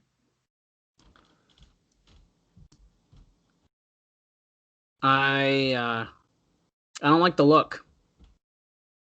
If this isn't if that's not a high spots gear and a mask, tell me I'm wrong. Yeah, so it's weird. It's interesting he's wearing that gear because usually, I don't know if they did this on purpose, but he normally has like a Confederate flag on the back of his shirt. Oh. So I don't know if maybe they were conscious of that. But here comes AJ Styles. So this is the triple threat match. Hey, there you go. He did it. He did the... It's about time. Hood reveal. Fucking Plumtree. There's no reason to be with this guy, but that's all right. AJ doesn't need our support. The guy just flips off the camera. Nice. Yeah, but if you want him to mow your lawn, you better support him, goddammit. That's right. He's a landscaper. Hopefully he can take time off from that job to go over to Japan in January. I wonder how long he was a landscaper for. When TNA, does he still do it even as he works for WWE? He still doing. He might. Never know. Well, he was about to become a Twitch streamer until they told him they can't do that anymore. Yeah, I did see that. Well, we're starting off with all these guys trying to do elbow drops and they all miss. And now they're trading arm drags. Could have saw that one coming. Well, that's why I hate when they do these type of spots because it just makes it obvious that's choreographed. Yeah, it does. Holy crap. Back body drop, a double back body drop to Styles, who went wicked high in the air. Yeah, I mean, he does that a lot of times, and one of these times I'm afraid he's just going to land on his neck. Yeah, definitely. I know I would. I'm not that well coordinated. Strata with a backdrop on Crimson Dragon, also known as Chris Hamrick. How insulting is it that they're like, hey, Hamrick, you're a good wrestler and all, but you look old, so here's a mask. I I don't know if that's why they gave it to him, but he's got to know, right? That's got to be the reason. Styles with the moonsault DDT. Oh, but he gets super kicked by still hits it though. Crimson Dragon, and yeah, he still hits it. That was nice. My thing is, like, I feel like they were like, wait, we don't have anyone in a mask. Oh, here, you're gonna be our mask guy. Right. We're gonna get some weird fancy drop. Some double AJ. Now what is he doing? He's tying him up. Oh, he's got Styles in like a dragon clutch, but he's got Jorge's feet locked up in like a modified like Indian deathlock kind of. And then he clotheslined Styles down. They're both tied up pretty. Okay, now. I mean, I get what they're trying to do with all that stuff, but I didn't really like it. Yeah, it was like too complicated, you know? Yeah, he's tying up his legs, and then on the clothesline, it looked like AJ was going to do like an Indian deathlock and grab Estrada's head, but then he realized that probably wouldn't look great. Yeah. Well, Estrada has Dragon in the corner, powerbomb. That was a weak one. Styles up in the top rope. Jorge holds him up for AJ. Missile drop kick and another powerbomb. 1, 2. Styles breaks up the cover. This is the number 1 contenders match, so someone will be fighting either Jerry Lynn or Amazing Red. See, I couldn't remember if it was a number 1 contenders match. Yeah, I don't know. To me, I hope I'm wrong, but it just seems too obvious that it's going to be AJ Styles. I would think the only other thing I could see potentially is Crimson Dragon winning, because it is a new like a new challenger guy. Yeah, I certainly don't see Estrada winning. No, but regardless, Styles is not taking the pin in this match, I don't think. No. Dragon almost won with a stunner out of a vertical suplex, but Estrada stopped the count. I could see maybe Estrada winning just for the fact that like he's been like a bigger singles push, I guess, in a way. I don't know. I could see it, but I don't think he's a strong challenger for the title by any means. No. Dragon has Estrada for looks like another pile driver. Yep, spikes him right in the middle of the ring. It's a Jerry Lawler finisher in Nashville. Can he win? No. AJ going for the cover. Oh my God. I'm going to win with him right next to him. I wouldn't be surprised. I've seen it happen, so. Fans are chanting "you suck" towards somebody. I think it's a fan. They're chanting that towards. They got a lot of fan problems, I'm noticing. Yeah. Especially on this episode. 2 like encounters shoving at ringside. It's weird. AJ setting up Crimson for a brainbuster, it looks like. Or a delayed suplex. Oh, yeah, a delayed brainbuster. Perfect. 1, 2. Oh, Estrada breaks up the cover. Well, I don't know if Estrada deserves an X-Division shot there, Don. I don't know. We'll see what happens here. I don't know. I feel like it's too obvious still, but he is the NWA National Champion, right, or whatever. Yeah, or is it North American? No, I don't know. Something. Is it Heritage? I don't know. Something. It might be North American, actually. I don't know. He's an NWA champion of some sort. There's about 1,900 titles, so he's got one of them. Oh, Crimson Dragon just ripped his asshole on the second turnbuckle. Yeah. He literally, I think, did. You just can't see it bleeding because he's wearing red. It all blends together. That's why he probably does that. Mm-hmm. It's all red gear. He's used to ripping it open. So now Styles and Estrada are going at it. Oh, calling for the Styles clash. Does he hit it? No, probably not, because Crimson Dragon is getting up, kind of. He's holding his nuts. I was just going to say, he's holding his nuts. It's kind of funny. Oh, he's recovered, though, off of a backdrop. He's going to cover Styles, but Estrada's right there to break it up. That was stupid. I don't think this has been a good match. No, I don't either, man. I think it's just like, it's very weirdly paced, and they keep trying to like do like too much, like, for lack of a better term, like choreographed spots together. You know what I mean? Yeah, they're doing too many the too many triple threat like trio lockups and stuff like that. Yeah. It doesn't flow very well. It's very plotting, this match. And the Whereas, big spot, and their big spots, I use that in quotes, big spots, aren't even that big. Well, we're used to these X-Division matches where it's just like crazy dives and stuff like that. And they're trying to do like opposite of that, of like too structured, We saw more dives out of Don Harris than we have AJ Styles on this show. Oh, or Trinity for that matter, who's a manager. Trinity, yeah. Estrada catches Styles with a kick in the corner and goes for a tornado DDT, but Styles sits him on the top rope. And he's going to try for a superplex, it looks like, but Estrada's going to fight him off with some right hands. Crimson Dragon with a running kick to the face to get Estrada down to the floor. There's no way, right? There's no way he's about to pin Styles. Oh, a big boot to counter a springboard crossbody, it looked like. I don't know. It seems like Crimson Dragon has some steam here. Now he has Estrada on the floor, but Dragon gets sent into the railing.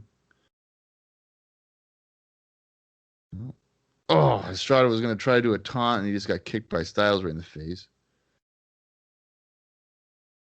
And Estrada goes into the railing, too. Crimson Dragon looks like, kick Styles in the face. Trying to go for... oh, my God. Okay, well, he was going for like a springboard moonsault. Styles like sweeped his legs. He bounced off the rope and then fell on the ground. Yeah, right on his head. Estrada with a wheelbarrow bulldog to send Styles down to the floor face first. All right. Well, the action here on the floor has been picking up a little bit. Well, good. We need to pick it up a little bit. Yeah. Estrada going to go for the cover in the ring. But since he waited about 4 minutes to try that, Styles easily kicks out. We just made it to the 45-minute mark of the show. Styles missing a clothesline, and then a collision right in the middle of the ring. They like spun around. They were going so fast. Yeah. I noticed that Dragon got up. Oh, he's on the top rope. Oh, a double leg drop 3/4 of the way across the ring. Oh, I thought that was it, dude. Oh, my dude. God. I thought he was going to pin Estrada for sure. Okay. Styles kicks out, too. If he's going to win, he probably should have won right there, so. I think that is Hamrick's finishing move, the top rope leg drop. That's pretty good. Yeah. Don West goes, I don't know who he is, but he fits right in. Estrada has a roll up. Northern Lights suplex on Styles. Bridging has both men down, but he can't get either one. I'm all shook up. Estrada going to the top rope again. Dragon crotches him. Priscilla's going to win this. She's going to start doing Hurricane Ranas. Yeah. Comes in Dragon up on the top rope with Jorge Estrada. Oh, what is he doing? Top rope, Hurricane Rana. Oh, really? That was good. He drove him down head first. Yeah. Instead Super of Frankenstein, as Mike Tenay says. It really was. 1, 2, Styles breaking it up with a kick to the face. That was a slow-ass count, man. Yeah, that looks to be Scott Armstrong's weakness as a referee. He kind of makes it clear that it's not over by the way he counts. And Styles going to the top rope again. There's been a lot of crotches on the top rope. Yeah. Today. Looks like Crimson Dragon's going to try to go for it again on the Styles now. And have him win on Estrada. Oh, shit. Oh, Styles is going to second rope Styles clash. Crimson Dragon onto Jorge Estrada. Oh, and he hits it.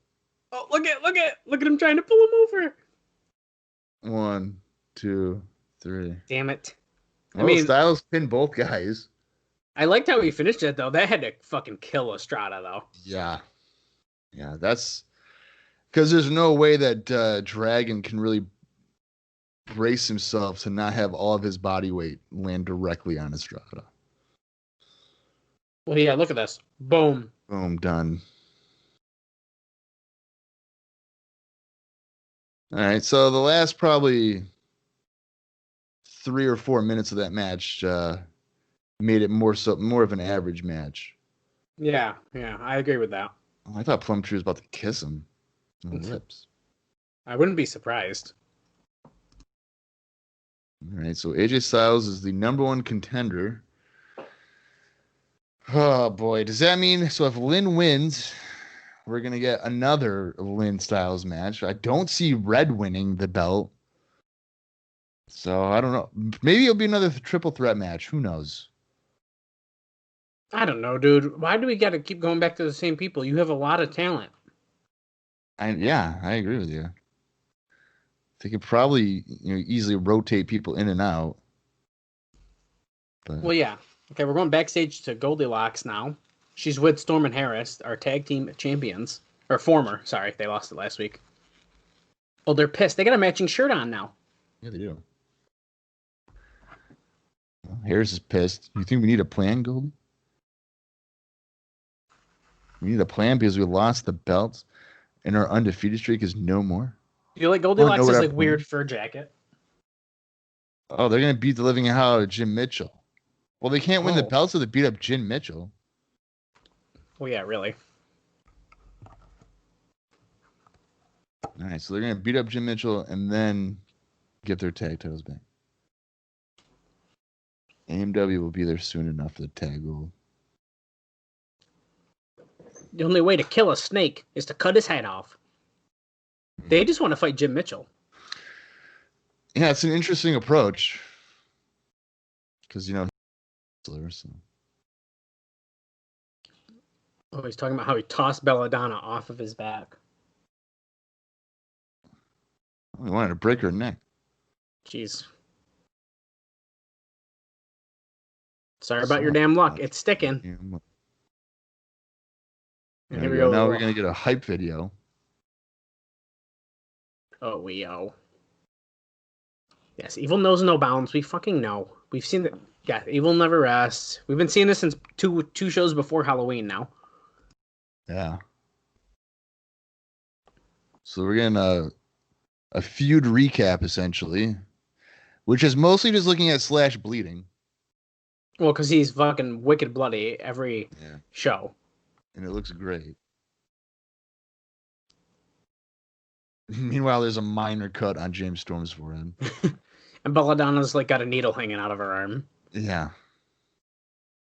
She's like, I'm Lita, goddammit. This is way different than the pizza place. Like, what a weird thing. Imagine like going to one of these shows, you see this girl and you're like, wait, she just gave me pizza the other day. Yeah.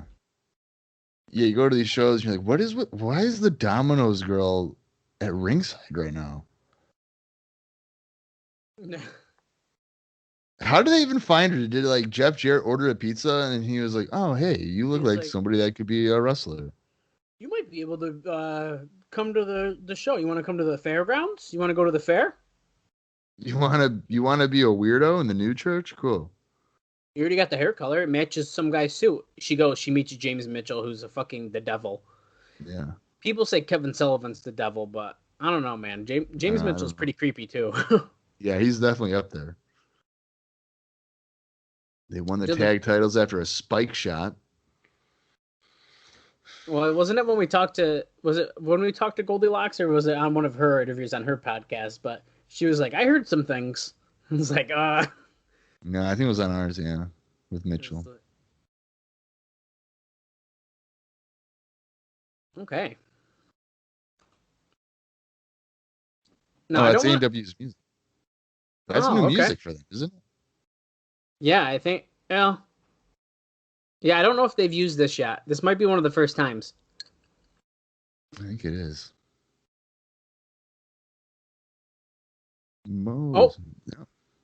I don't think they've actually been announced as America's Most Wanted. They call them on commentary. That's the first time Jeremy Borash has announced them as America's Most Wanted. Yeah. I like it. It only took him 21 weeks or whatever. Yeah, which is odd to me, but I wish we kind of, I don't know. I wish they almost like played it into a promo or something because it just kind of started, Yeah. you know. But that's okay. It seemed like it was more like the fans. Yes. Like we saw a sign in the crowd and they're like, oh, maybe they're like, okay, cool, we'll go with that. Well, here come the NWA Tag Team Champions Slash and Brian Lee, disciples of the new church, with Belladonna and Father James Mitchell ringside. Brian Lee like doesn't know how to hold the belt. He looks really confused. Well, I think it's crazy that Brian Lee is a champion in 2002. Yeah. And as these tag team matches usually go, usually it's Harris and Storm running down to the ring, but this time they meet the new church on the ramp. And now we're starting brawling ringside, starting off fast as they've been doing, which is nothing wrong with that, with these teams. Yeah, no surprise about the brawling at ringside. Almost to be expected. Slash beating up Storm. And Lee and Harris are on the other side. How long until Slash was bleeding? Let's see. We're at 53:46. I'm going to say it's going to be before the hour for sure. Oh, yeah. I'm going to say within 5 minutes, right? I'm going to say before we reach the 58-minute mark. That's what I was thinking. So about 4 minutes, because we just hit 54 minutes on the show. So about the next four minutes or so, Slash should be busted open. Harris just clotheslined him over the announcer's table. And I'll tell you right now, that announcer's table didn't even budge. So they must have had the reinforcements on it. Let's see. Oh, all right. Slash getting sent into the railing again. Oh, the cameraman got knocked down. Don West looks scared, but he's not getting up. He's just sitting there. He's terrified. Here's ramming Slash into the railing. Is Slash bleeding yet? No. Not just yet. Oh, Storm splashing Slash from behind. Helping out his buddy. Has the bell officially sounded for this or no? You know, I don't know if I heard it, actually. It might have when they started attacking each other, though. So I could be wrong. Snap suplex on the floor by Storm on Slash. How does he get his eyebrows to do that? I mean, it's pretty impressive. Probably gel. You got to have long-ass eyebrow hair. Yeah, how would it... I don't think my eyebrow hair has ever grown like that. Yeah, I don't know, man. But he was just on Impact. He's been on Impact again, and his eyebrows look better than ever. I mean, they're literally like little points. I mean, it's insane. That's weird. I think Harris got hit with something by Slash on the floor, but the camera didn't really pick it up. I don't know what he got hit with. Oh yeah, I missed that then. Brian Lee's like, God damn it, I can barely move in these pleather pants. Oh, man. He's like one of those kind of guys who I feel like can't bend his knees, like, anymore. He's like Waylon Mercy. Yeah. Is Brian Lee alive or did he die? Brian Lee is alive. No, wait, who's dead then? Isn't one of the people who are like him dead? Oh, I don't know. I don't know. I Okay, don't know Brian, if he's alive, then fine. Then forget it. He's alive. Sounds good. Yeah, he's definitely alive. Is who am I thinking about? One of the Chronic guys are dead, right? Yeah, Bryan Adams is dead. That's what I'm getting confused with. Yeah. Okay, you get Bryan Adams, Brian Lee, and what's the other dude's name? I can blanking right now. Brian Clark. Brian Clark. They're all the same to me. No, I think that's fair. That's definitely fair. They're very much the same person to me. Yeah. Slash they're interchangeable. Yeah, they all do the same shit. Yeah. Slash going for I forget what he calls that, but yeah, it was a reverse DDT with an elbow drop. Yeah, it's like the Eye of the Hurricane kind of. Yeah, a little bit. We have about 45 seconds here for Slash to bleed, or I'm wrong. Man. I swear to God, this is the one match where Slash doesn't bleed. I'm going to be disappointed. Oh, yeah, come on. Oh, he calls that the Slash and... No, that's not that. I don't think Slash and burn something out. No, that's where he does the spin up at the top. Yeah. Okay, well then, It's not one of his finishers, unless it's slash face, but I don't think that is. No. Oh, Brian Lee with a knee drop to the ball sack of Harris. That should be somebody's finishing move. Because you know what? A good knee drop to somebody's ball sack can definitely keep you down for 3 seconds. Oh, I would tap out, dude. I'd be done. Yeah. I'd be out. Slash gets the tag after they collided in the middle of the ring. We've made it past 58 minutes and Slash is not bleeding, so it is a record. Wow. The longest match for Slash to not be bleeding. Look, James Mitchell's whispering Belladonna's ear. Look more like a bitch, please. Look like we just shot up right now. And then she starts yelling more, and then her eyes start rolling back, and he's like, "Okay, you're going too far." Yeah, you're going too far. Yeah. Lee does look to be in the best shape of his entire life. Well, then you know what? He deserves the tag title. Look, he's not paying attention. Slash just tagged him in. He's like, "Fuck you." He must have been on the keto diet back in 2002. Some people say that works. I don't know if I could do it. Sounds kind of nasty to me, but yeah, I don't know. I've never tried. I've never even looked it up really, but it's a lot of like grease. It's like high fat and no carbs or something like that. Yeah, isn't it mostly like meat? Yeah, I know a lot of people eat lots of cheeses and bacon with it. So really, yeah, it doesn't. It sounds kind of, when you think about it, it sounds nasty. That helps you lose weight? I don't know, man. People say it does. I've been doing it wrong. I've been having honey buns and Sprite. Honey buns. Yeah, the I know which ones. the frosted ones.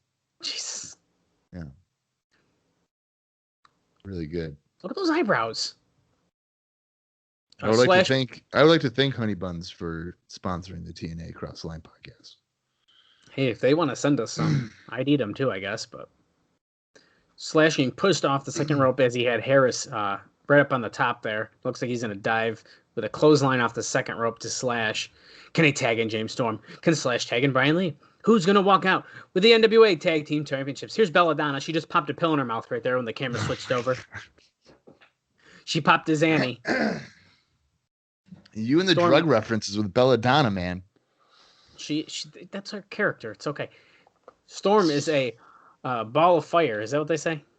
House of Fire. House of Fire. Well, he's a ball of fire too. Is he? Snap power slam on Slash. And a forearm for Lee. Yeah. Storm is all fired up. Oh. Well, they get headbutted, yelled at each other, and then headbutt him back. What are they, the head shrinkers? Pretty much. The 2-on-1 from the disciples of the new church. Brian Lee getting tossed over the top. Storm going over to Slash, throwing him against the rope. Stops himself, and then Storm gets thrown to the apron. Brings Slash over to the corner. Punches him, and then just gets back in the ring. Okay. Middle rope. He's going to go for the eye of the Storm. Or no, the swinging noose, right? Yeah, that's like swinging noose net breaker. Oh! What?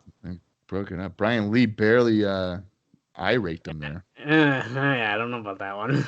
That's kind of bullshit. That's a bit of a reach, you know. Yeah. Oh, he broke it up. Okay, sure he did. He was there, so we'll give it to him. Storm firing back with some more right hands. Oh, okay, shit. Randomly setting Lee up for the death sentence. I don't see Chris Harris anywhere. Yeah, where is Chris Harris? Oh, there he is. Oh, there he was. Crotched on the top rope. They wouldn't change the camera. They were only focused on James Storm, who, by the way, Brian Lee was like liquid in his arms. He was just like, what?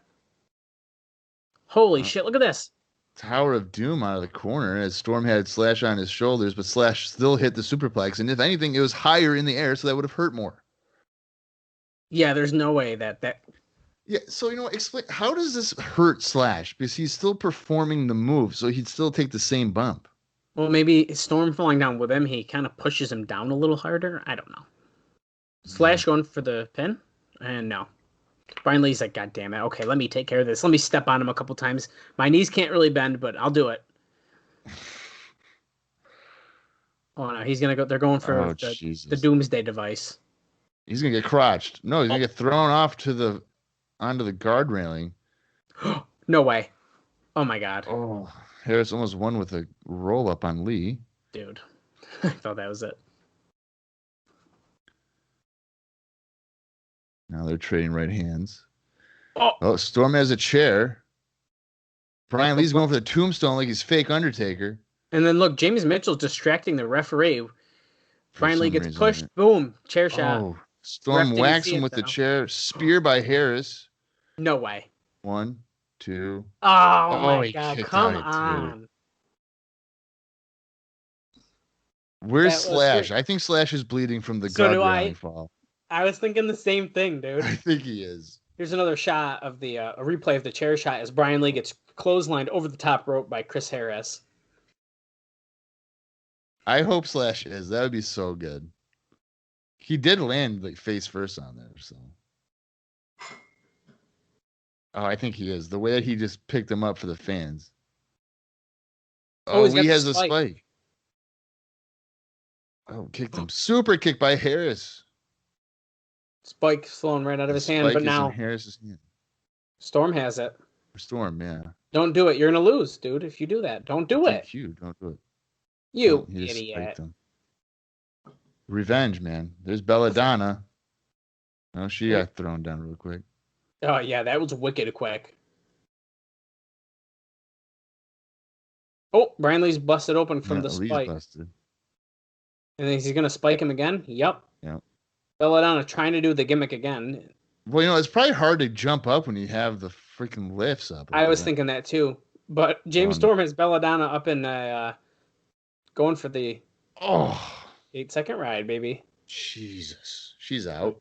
She's dead because she doesn't know how to take bumps because she can barely wrestle. Yeah. So let's have her take a dangerous move like that. Smart. There's Slash. Is Slash bleeding? He's got to be, right? Well, if they hit him with a spike, he will. So this is interesting because we're kind of switching the roles here. Because normally it's the New Church beating down on America's Most Wanted, but now America's Most Wanted has kind of lost control of themselves, and they're now going a little nuts. The bell keeps ringing, and now Chris Harris has the referee going for the catatonic. Oh God! Andrew Thomas just fucking died. Oh my God! That was he took that wicked good. Oh, that was a good bump. Wow. Why won't they look at Slash's face? Is he bleeding? No, it doesn't look like it. But look at this. I think he is. He might be a little, but nothing like he used to. Look, they're eyeing James Mitchell, who just jumped into the ring to try to get away. Yeah, that's smart. You want to get away from guys that are wrestlers. Get in the ring and back yourself into a corner. Look at him. Look how he's trying to get out of the ring. Look at him. Security's coming to stop him, but they're... Oh my God, they are destroying security. This is awesome. Oh my God. Chris Vaughn just took a wicked chair shot over the head. The New Church leaving. They ain't happy, but they're leaving. Here comes the locker room now. Well, it looks like Slash wasn't bleeding. Wait, are those the enhancement guys? Is one of them Johnny Curtis and one those are all... Is Johnny Curtis in yellow? Is that him? That might be John, yeah. It looks like it. Yeah, it's hard to tell, but... Okay, well, that was fun. So we are at 1 hour and 6 minutes and 36 seconds. And we... spoiler, we only have 2 matches left. So we got a lot of time left on this show for 2 matches, but... Yeah. We're setting up for the X-Division title match. Taking a look at some amazing highlights. I hope my internet doesn't go out because my TV says there's a playback error. Okay, well, if it does, we are at the hour, 7 minute and 7 second mark, and we will continue there if we really have to. Oh, wait, Bob, it happened to be, was it YouTube TV? Yeah. So Kaylee was off to the side here and saying YouTube is not working. It's down across, like, did you say the U.S.? World. Well, the world. YouTube is down in the world right now, apparently, as of this recording. So it might be because of that, actually. That's interesting. Yeah, isn't that weird? We got some. That's a good thing that I pay $75 for their service, and it's. Can we not talk about how much you pay for it, please? Because it makes me very upset. Look at all these really. I remember when YouTube TV was $35. So do I, because that's why I did it, because you did, and you said it was good. And it is. It's still good. But you know what? Fuck their price. We got some crazy rock music with that highlight with... Wait, look at this shit. So we're doing an interview with Amazing Red from earlier today, and they're both in, like, high chairs. Get ready. Yeah, Red's feet, I don't think, are hitting the ground. There's no way they are, dude. Look at these chairs. Oh, come on. He's like, I just like to do something new, and I like to like wrestle, and like I took 17-hour bus ride, but like I just like to do it. Could you imagine if he'd biked? I just like to fight in the X-Division, and Mike Tenay's like, so like, how do you feel about going for the title? And like, are you ready to fight him? Well, like, yeah, I'm kind of excited, but like, I just want to do a flip. I grew up in Brooklyn. This is bad. Mikey Whipwreck, yeah, plugging names, yeah. Dallas, is this not? This feels like an interview, like a teacher interviewing a kindergartner. Yeah. It's like the kid's like nervous and doesn't know what to say. Even the clothes, how big the clothes are. Yeah, super big. Yeah, I like Hulk Hogan. Yeah, so did we all, Red. Come on.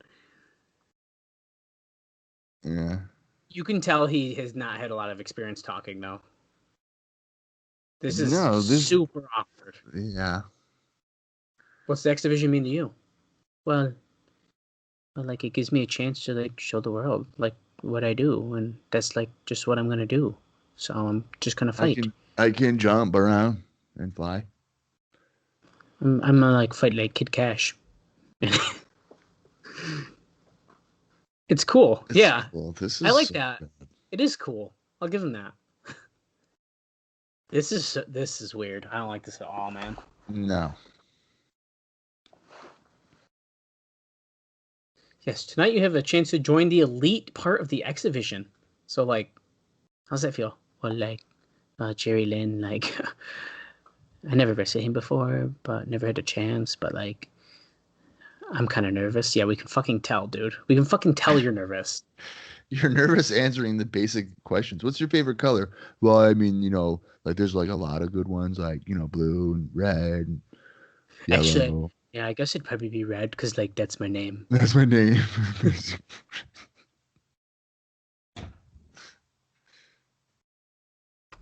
Oh, yeah, it mean a lot to me if I won. I'd be honored. I'm going to try real hard. See how it goes, dude.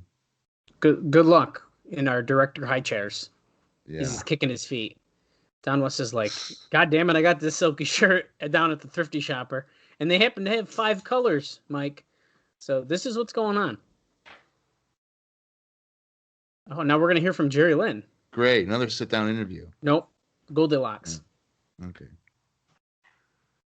Thanks, Mike and Don. Jerry Lynn. She's totally looking forward to his match tonight. Jerry Lynn's like, well, Goldie, I'm going to do a match tonight, and I think it's going to be really tough competition. But we're just going to keep on winning, and hopefully I can walk out with the title. And that's just what's going to go.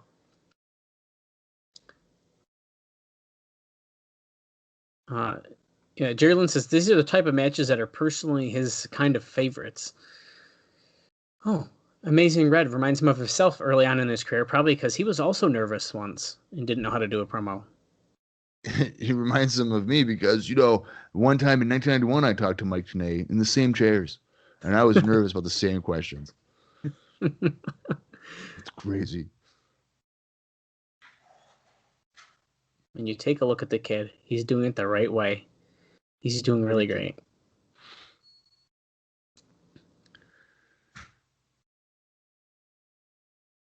Yeah, he takes a beating, but he keeps on getting up. That's kind of why he's signed, I think. Probably. TNA is like, we need someone to take an ass kicking. Hey, Amazing Red, come on over. Back to you, Mike and Don. Just kidding, because we're actually just going right into the match.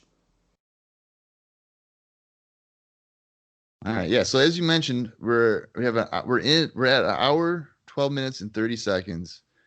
It's just this match and then Jeff Jarrett and Ron Killings. So, is he wearing a jumpsuit out to the ring? Yes. Okay. Well, Amazing Red is one. He's taking that off though, right? Because he's got his regular gear on underneath.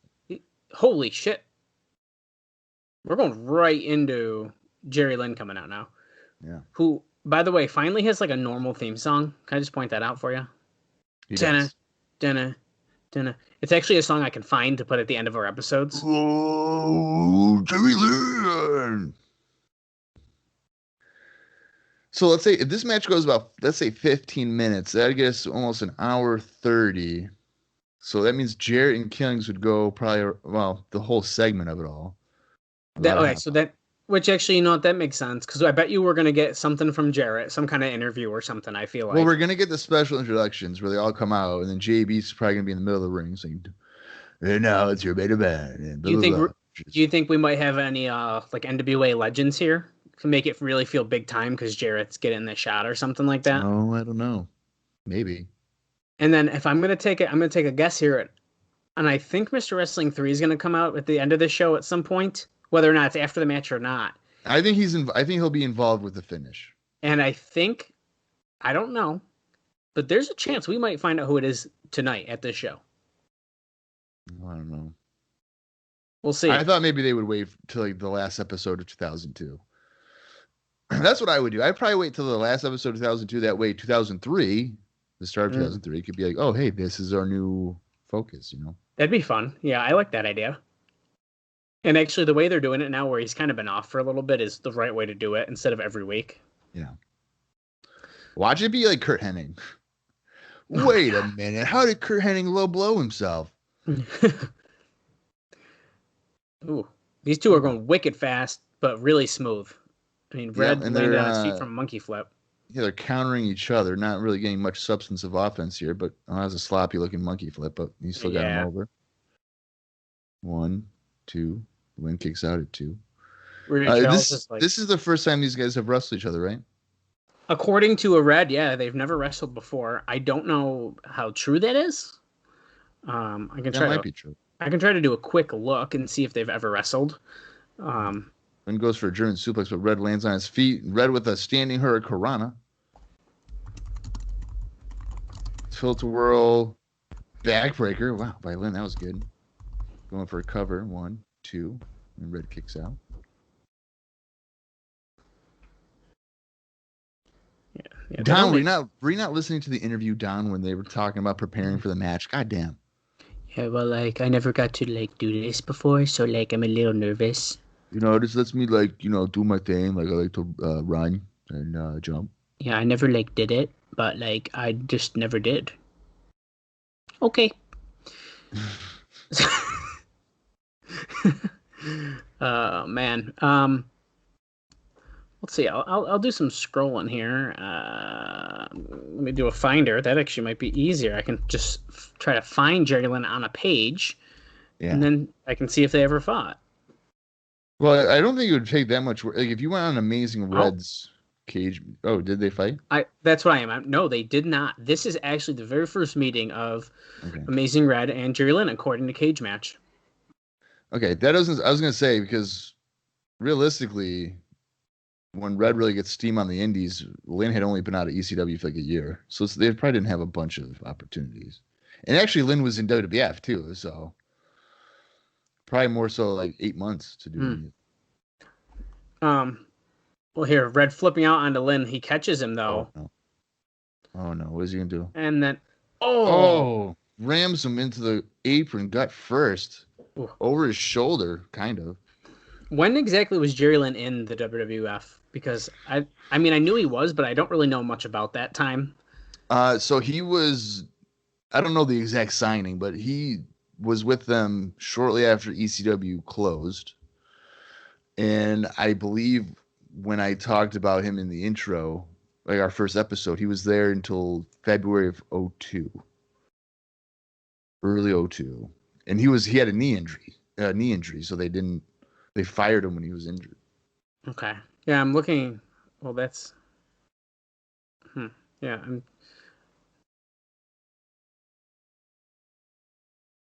Yeah, because I'm looking now on his cage match page. Yeah. It doesn't look like he actually wrestled in 2002.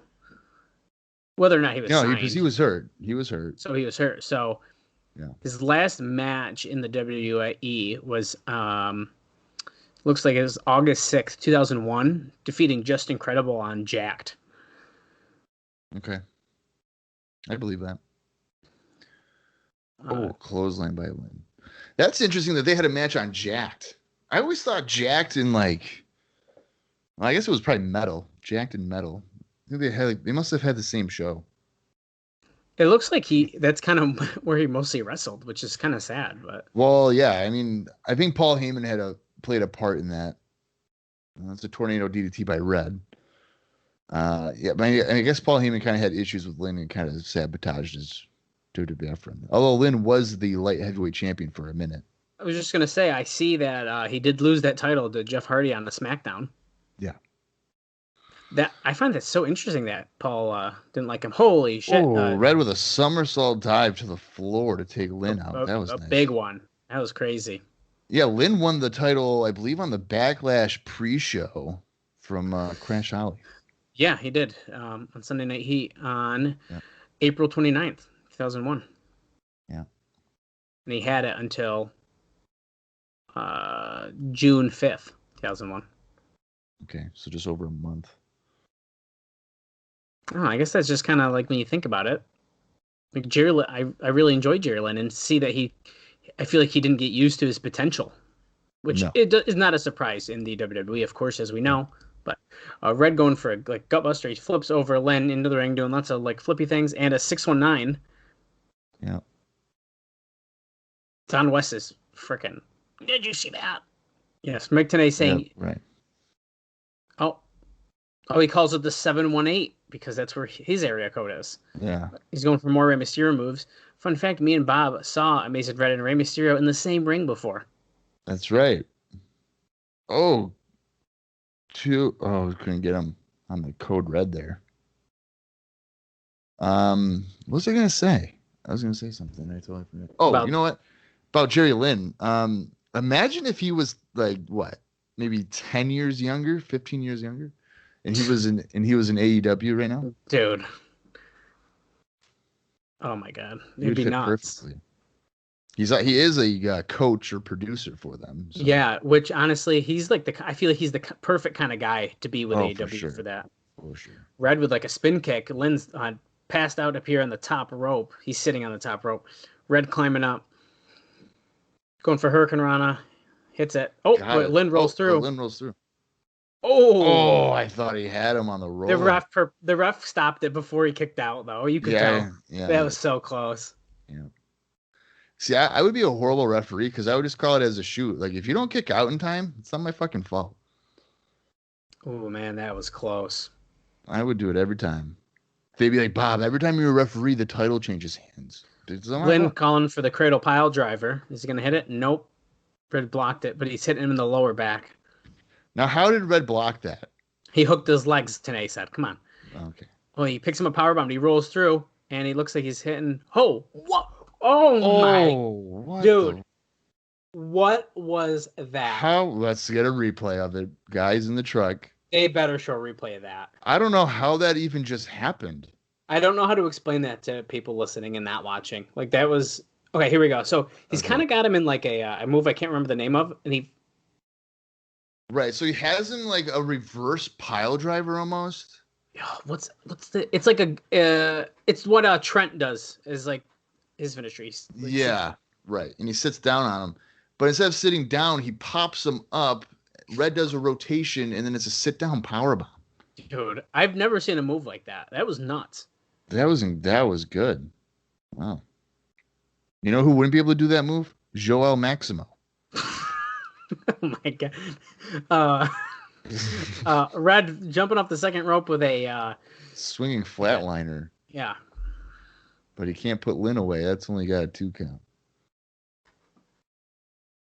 The crowd sounds like they're definitely into this.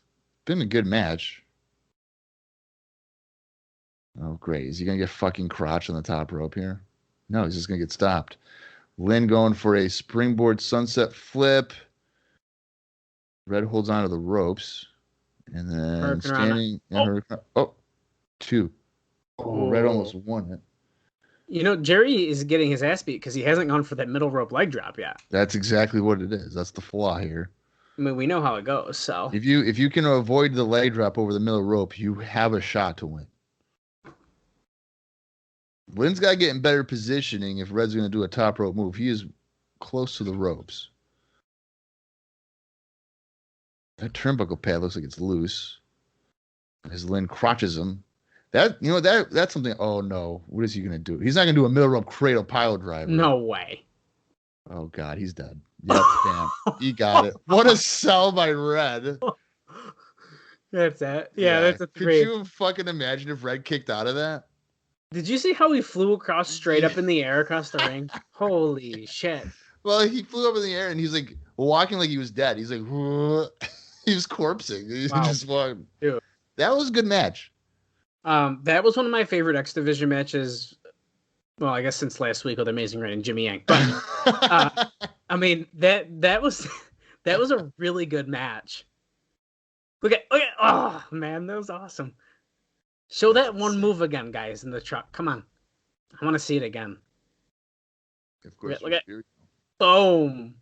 Holy shit. Wow. Wild, man.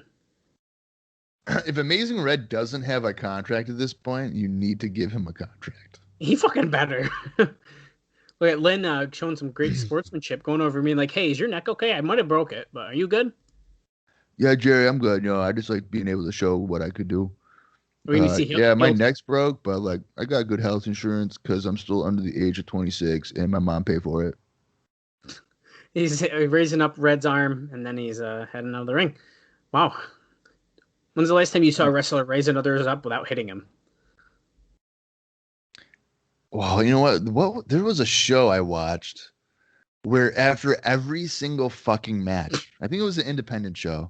Yeah, I was gonna say every match, the guy who won got the microphone to put over their opponent. That's too much. Hey man, this guy's great. Where does Don West buy his clothes? What a great sign. That is a good question. What? Kurt Hennig and Six Pac in an NWA title match, the New Church, I'm guessing, right? Yeah. Jerry Lynn against AJ Styles again. Son of a bitch. Wait, so how do...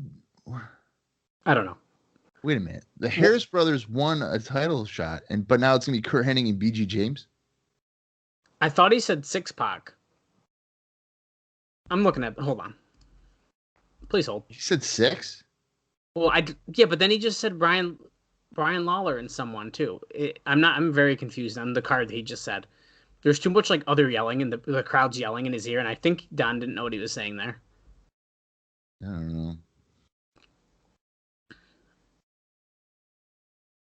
know. Let's see here. Oh, here we go. We're Tonight's hyping up the main event, so we're probably gonna get a video package. Shockingly, we haven't had anything with Jeff Jarrett yet. So. Yes. Oh, you were right, Bob. So maybe I just misheard. It is Kurt Hennig and BG James. So I might have misheard that. Okay. Yep. Styles Lynn he announced.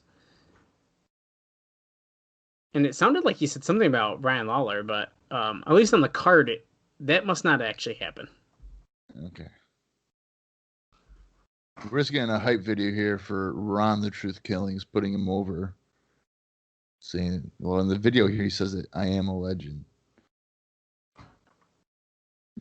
Which is true. He's the NWA World Champion. Yeah, I mean. He is the suntan Superman. Punching JB and Bob Armstrong.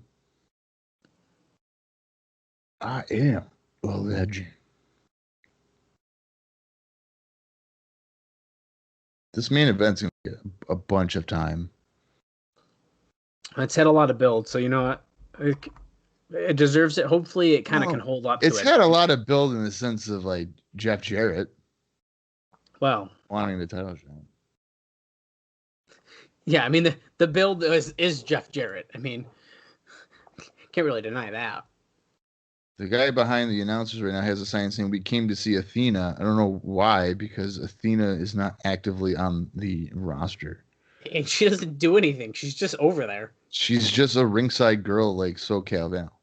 Oh, we're going to take a look at Jeff Jarrett's highlights. Here's him walking on train tracks so he can get hit by a train. Does he not listen to Conrad's podcasts? If you hear a train, stop. Trains can't. God. That makes wrestling fans look like idiots.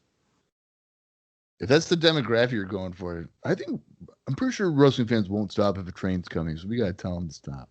That's a good Don't point. cross the fucking. Well, to be fair, there also the ads about you can't get your dick hard. I mean, that's true. They're really telling us what we need, I guess. But yeah. So here's Jeff Jarrett's promo at the end from the last 5 minutes of last week's show, which was bizarre. Yeah. We got highlights of him destroying people with the chair. This was before they got multi-million-dollar, so I'm sure at some point we'll get guitar shots. I was going to make another prediction here. Tonight will be the first guitar shot.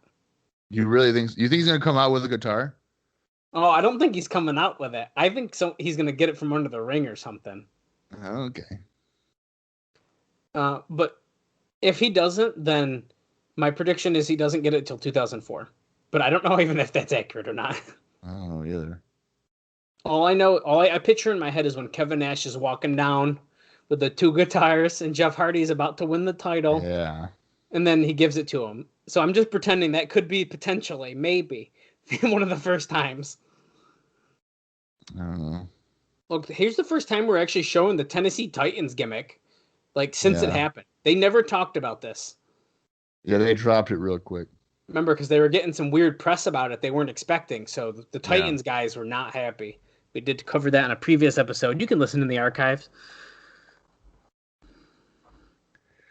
The general theme here is just chair shots. Yeah, as he keeps walking on the train tracks with his little Jesus necklace. I am the chosen one. I will be the new NWA World Champion. I can't wait to win this title and bring it home with my baby tonight. No, brother. And then he's going to go visit Karen Angle. Oh, man. That's about 6 years too soon. Still happening. Okay, here we go. We're at an hour and 30 minutes and 24 seconds, and we are about to start the NWA World Heavyweight Championship match we've all been waiting for 22 shows. Jeff Jarrett, 6'1", 237, 16 years pro. The Truth, 6 foot, 230, 6 years pro. Jeff Jarrett's moment of truth, the champion's toughest challenge to date. Who is willing to pay the greater price? Who is willing to pay? Who knows? Big time match. The biggest main event in NWA-TNA history.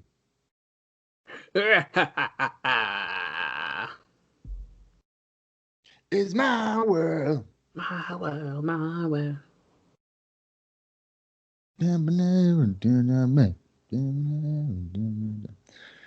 Well, he's not getting an introduction, so. Oh, we got to do the championship ones in the ring. Yeah. They're making this seem like it's major league shit. As if there's never been a title match in NWA-TNA before. There never has. Never. Scott Armstrong will be the referee for the match. I guess there hasn't been one with the Booker in it, so. Yeah. It's my world tonight. You guys haven't seen me all night, and that's because I want to win. I can't overexpose myself on my big night. Here comes Ron of the Truth Killings. K Quick is rapping. He did it once before, and he's going to do it again. Yeah. You all knuckleheads better give me respect. I don't like none of y'all. So how you like me now? I like how his insult is knuckleheads. You can all kiss my ass. Well, there's people bowing to him. Yeah. That's funny. I wonder how this is going to work out because this makes it very much so a heel versus heel match. Well, it does, but I'm telling you, Jarrett's the face here. I don't know, man. I don't know how you can say that. It's the way he's presented himself in the title picture, like, and then I want to get my title shot the right way by beating people, and then the promo he cut at the end of like, I want to be part of this legends and blah blah blah, and then Truth comes out and he's like, "Yo, screw you, rednecks." To me, it's clear that Jarrett's playing the face, even though he's clearly not a face. Yeah. I just don't think the build-up to this match would have the fans rooting for Jeff Jarrett. I agree. You've hit all of our favorite wrestlers over the head with a steel chair. We're rooting for you now. Look at this big intro. From the TNA Asylum in Nashville, Tennessee. This is your main event of the evening. Literally, it's like big fight feel here. Oh. Former WWE Intercontinental Champion. Four-time over his WCW World Champion. And the current number one contender.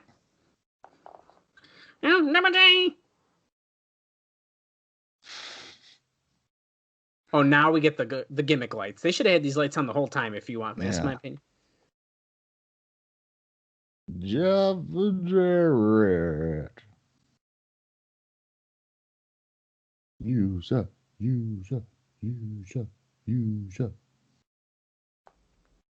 See, now they were just saying that he sucks. Well, so they're definitely not rooting for him. So you were incorrect. I said he's playing it. I didn't say he was. Oh, okay. Heavyweight champion of the world. Ron Killings.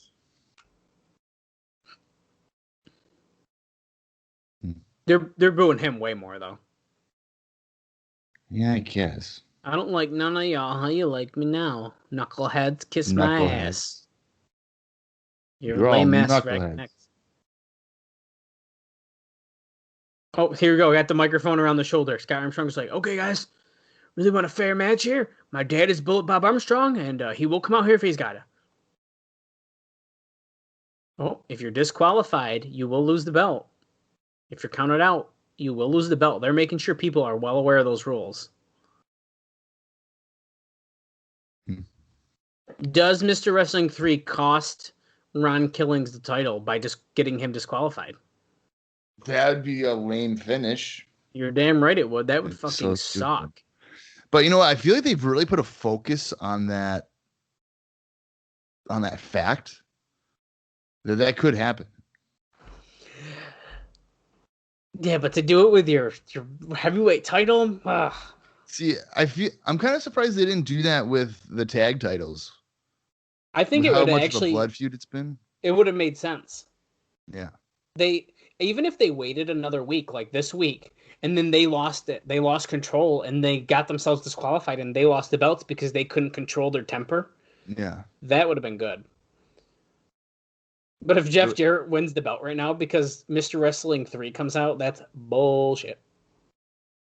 Well, you know, if the disqualification thing is, you know, part of the match, if I'm Jeff Jarrett, I would just find a guy to come in there and I'd be like, hey, man, come in there, kick me in the nuts. Well, exactly. DQ, I'll give you a title shot next week. Tenay is like, oh, yeah, there's so much history in this building. This is the building where he won the title.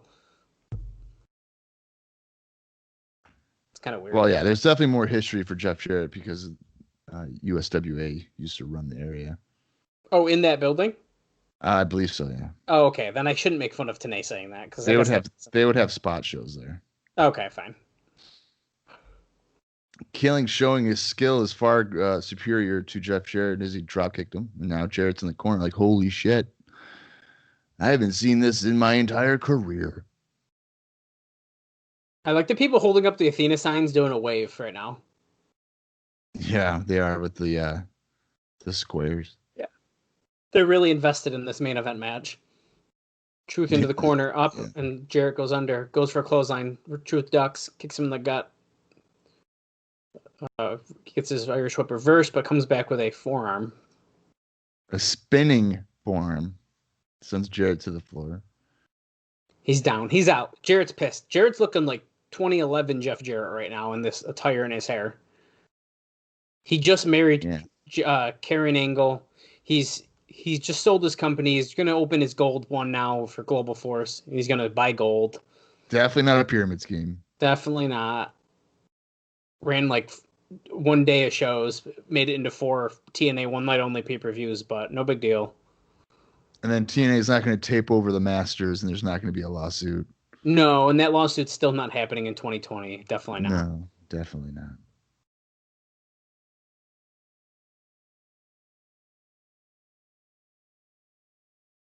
Okay, we're staring at each other. Truth pushed him. Really riveting shit here. He's just punking him. Is Jarrett playing the face roll right now? Yes. Oh, he just there he goes. goes. Right hand. Hey, punch him. Jarrett's going wild. Throws him off the ropes. Truth gets drop kicked in the face. He definitely is. The crowd is cheering for Jeff Jarrett right now. That's bullshit. Jarrett going for his bullshit middle rope move. Splashes him over the middle rope, and now he's going to do the strut. And they're cheering him like crazy right now, dude. What is going on? When did Jeff Jarrett turn babyface? In this match. This is Hogan Rock. WrestleMania 18. Oh my God. Get out of here. We had a double turn. Jesus. Oh, he's going to kick him right in the... Yep, there's a low blow. That should be a DQ, ref. Nope, ref didn't see it. He got blinded by his Truth's arms. Right. Well, how do you not tell that the guy is hunched over holding his balls? Well, he didn't see it, though. Ron Killings did a full leg extension frontward and then went backwards with it. How do you not notice that? It's just how it works, dude. Oh, man. Killings hammering on Jarrett. Armstrong asking, hey, Jeff, are you okay? He's fine. I can't believe that Jeff Jarrett's a babyface. This is blowing my mind. There was no... maybe you're right. The promo at the end of last week's show was the face turn. I don't know. There's a weak looking flatliner. Chris Kanyon would be pissed if he saw that happen. Boom. Elbow straight to the neck. Where's Chris Kanyon in 2002? He's in WWE, right? Yeah, I think he's wrestling for OVW. Rehabbing like a knee injury or something like that. Because he's there until I want to say end of 03. Wow. Power slam by Killings. Jarrett with a weak look at kick out. But he could barely do it. He's weak. He's losing everything. Weakened. Yeah. He's struggling. Oh yeah, 2003. Yep. Jarrett firing back with the right hands. The fans are cheering for Double J. Handspring by Ron. Ducks a clothesline. Kicks Jarrett in the midsection. Coming off the ropes. Scissors kick. Booker T scissor kick right there. It's an axe kick. Scissors kick. Cover him, Ron. Yeah, the crowd's chanting truth. 2. Kind of weird. Jarrett kicks out. Yo, hold up. Mortis was on Velocity in dark matches? Yeah, they were thinking about bringing it back, the character back, yeah. Because I think, it's kind of like Christian. I think that Vince and them thought that Kanyon was ugly, so put him in a mask. Oh my God. Oh, Truth going for a figure 4 leg lock, it appears. Yeah, he's going to lock it in. He's got it in the middle of the ring. Jeff can't believe it. Oh my God, this hurts so bad. Ow, Jarrett's like, oh my God, what am I going to do? I've never felt this pain before. No one's ever put the figure 4 on me.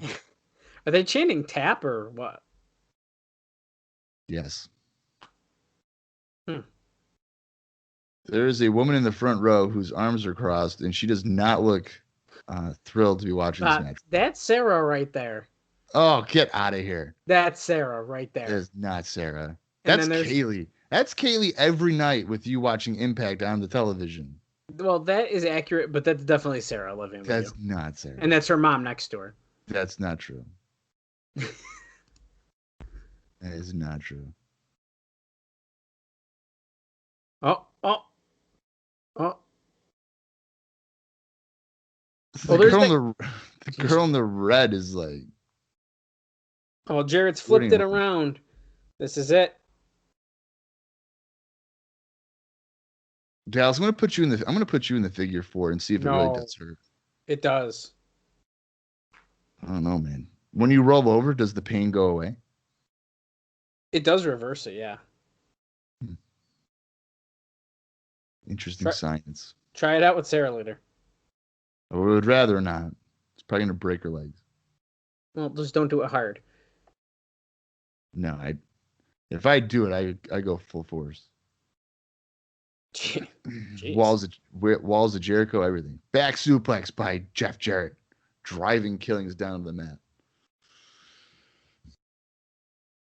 You know what is actually really surprising about this match? They have not brawled in the crowd. Shh. Oh shit. Shh. Don't say that. I just jinxed it. In a second, Jarrett's going to roll out of the ring. They're going to start punching each other, and then he's going to toss Truth over the crowd, and everyone's going to be like, yeah! Double J! Oh, Austin just sent us a text saying that he's watching AEW, and he's trying this shit out. Who is that in the ring? I don't want spoilers. Who that is? Well, let me zoom in. Is it? I have no clue. Powerbomb by Jarrett. 1, 2. Killings kicks out. Yeah, I saw Tony Khan's tweet saying that there's going to be a bunch of surprises for like the rest of the year. So I'll have to watch AEW after this. Oh, he did say that? Okay, so he's pulling the Dixie Carter on us. Yeah. I have a huge surprise tonight. That's right, ladies and gentlemen. Darren Young has arrived here in Impact Wrestling. Oh, Jesus. Jeff Jarrett was punching Truth in the corner. It looks like Scott Armstrong took an elbow or something today. Says he's blinded. So Jarrett. Oh, no. Truth is grabbing a chair now. Yeah, but Jarrett's checking on the referee, so he's definitely the baby. He's definitely turned. He suddenly cares. Oh. But Jarrett took the chair because Truth. Oh, he just smashed him over the head. That should be a DQ. Well, Jarrett. Armstrong's recovered. 1, 2. No. Killings kicks out. Well, Truth threw it in the ring purposely to Jeff Jarrett. Well, yeah. Like, he didn't even, like, try to not. He was banking on the referee seeing that, and then he'd win by disqualification. Oh, well, yeah, that had to be there. Oh, Jarrett going for the stroke. Can he hit it? Truth slaps him in the stomach to break it. Off the ropes.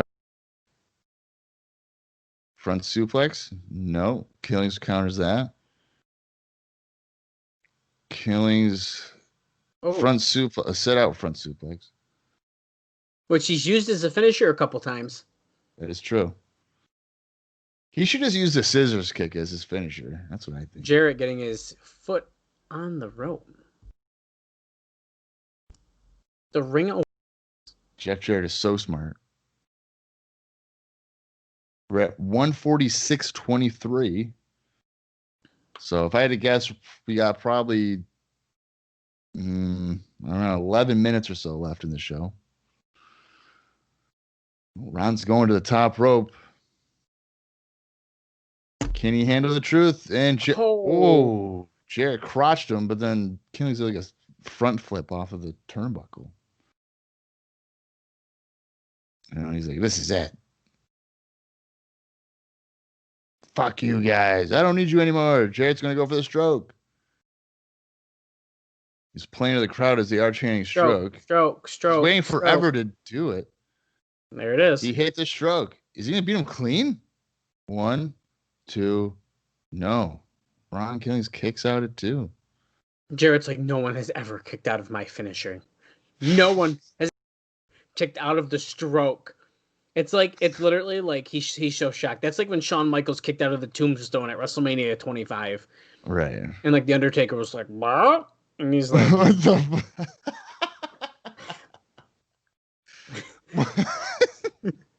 what? What the hell?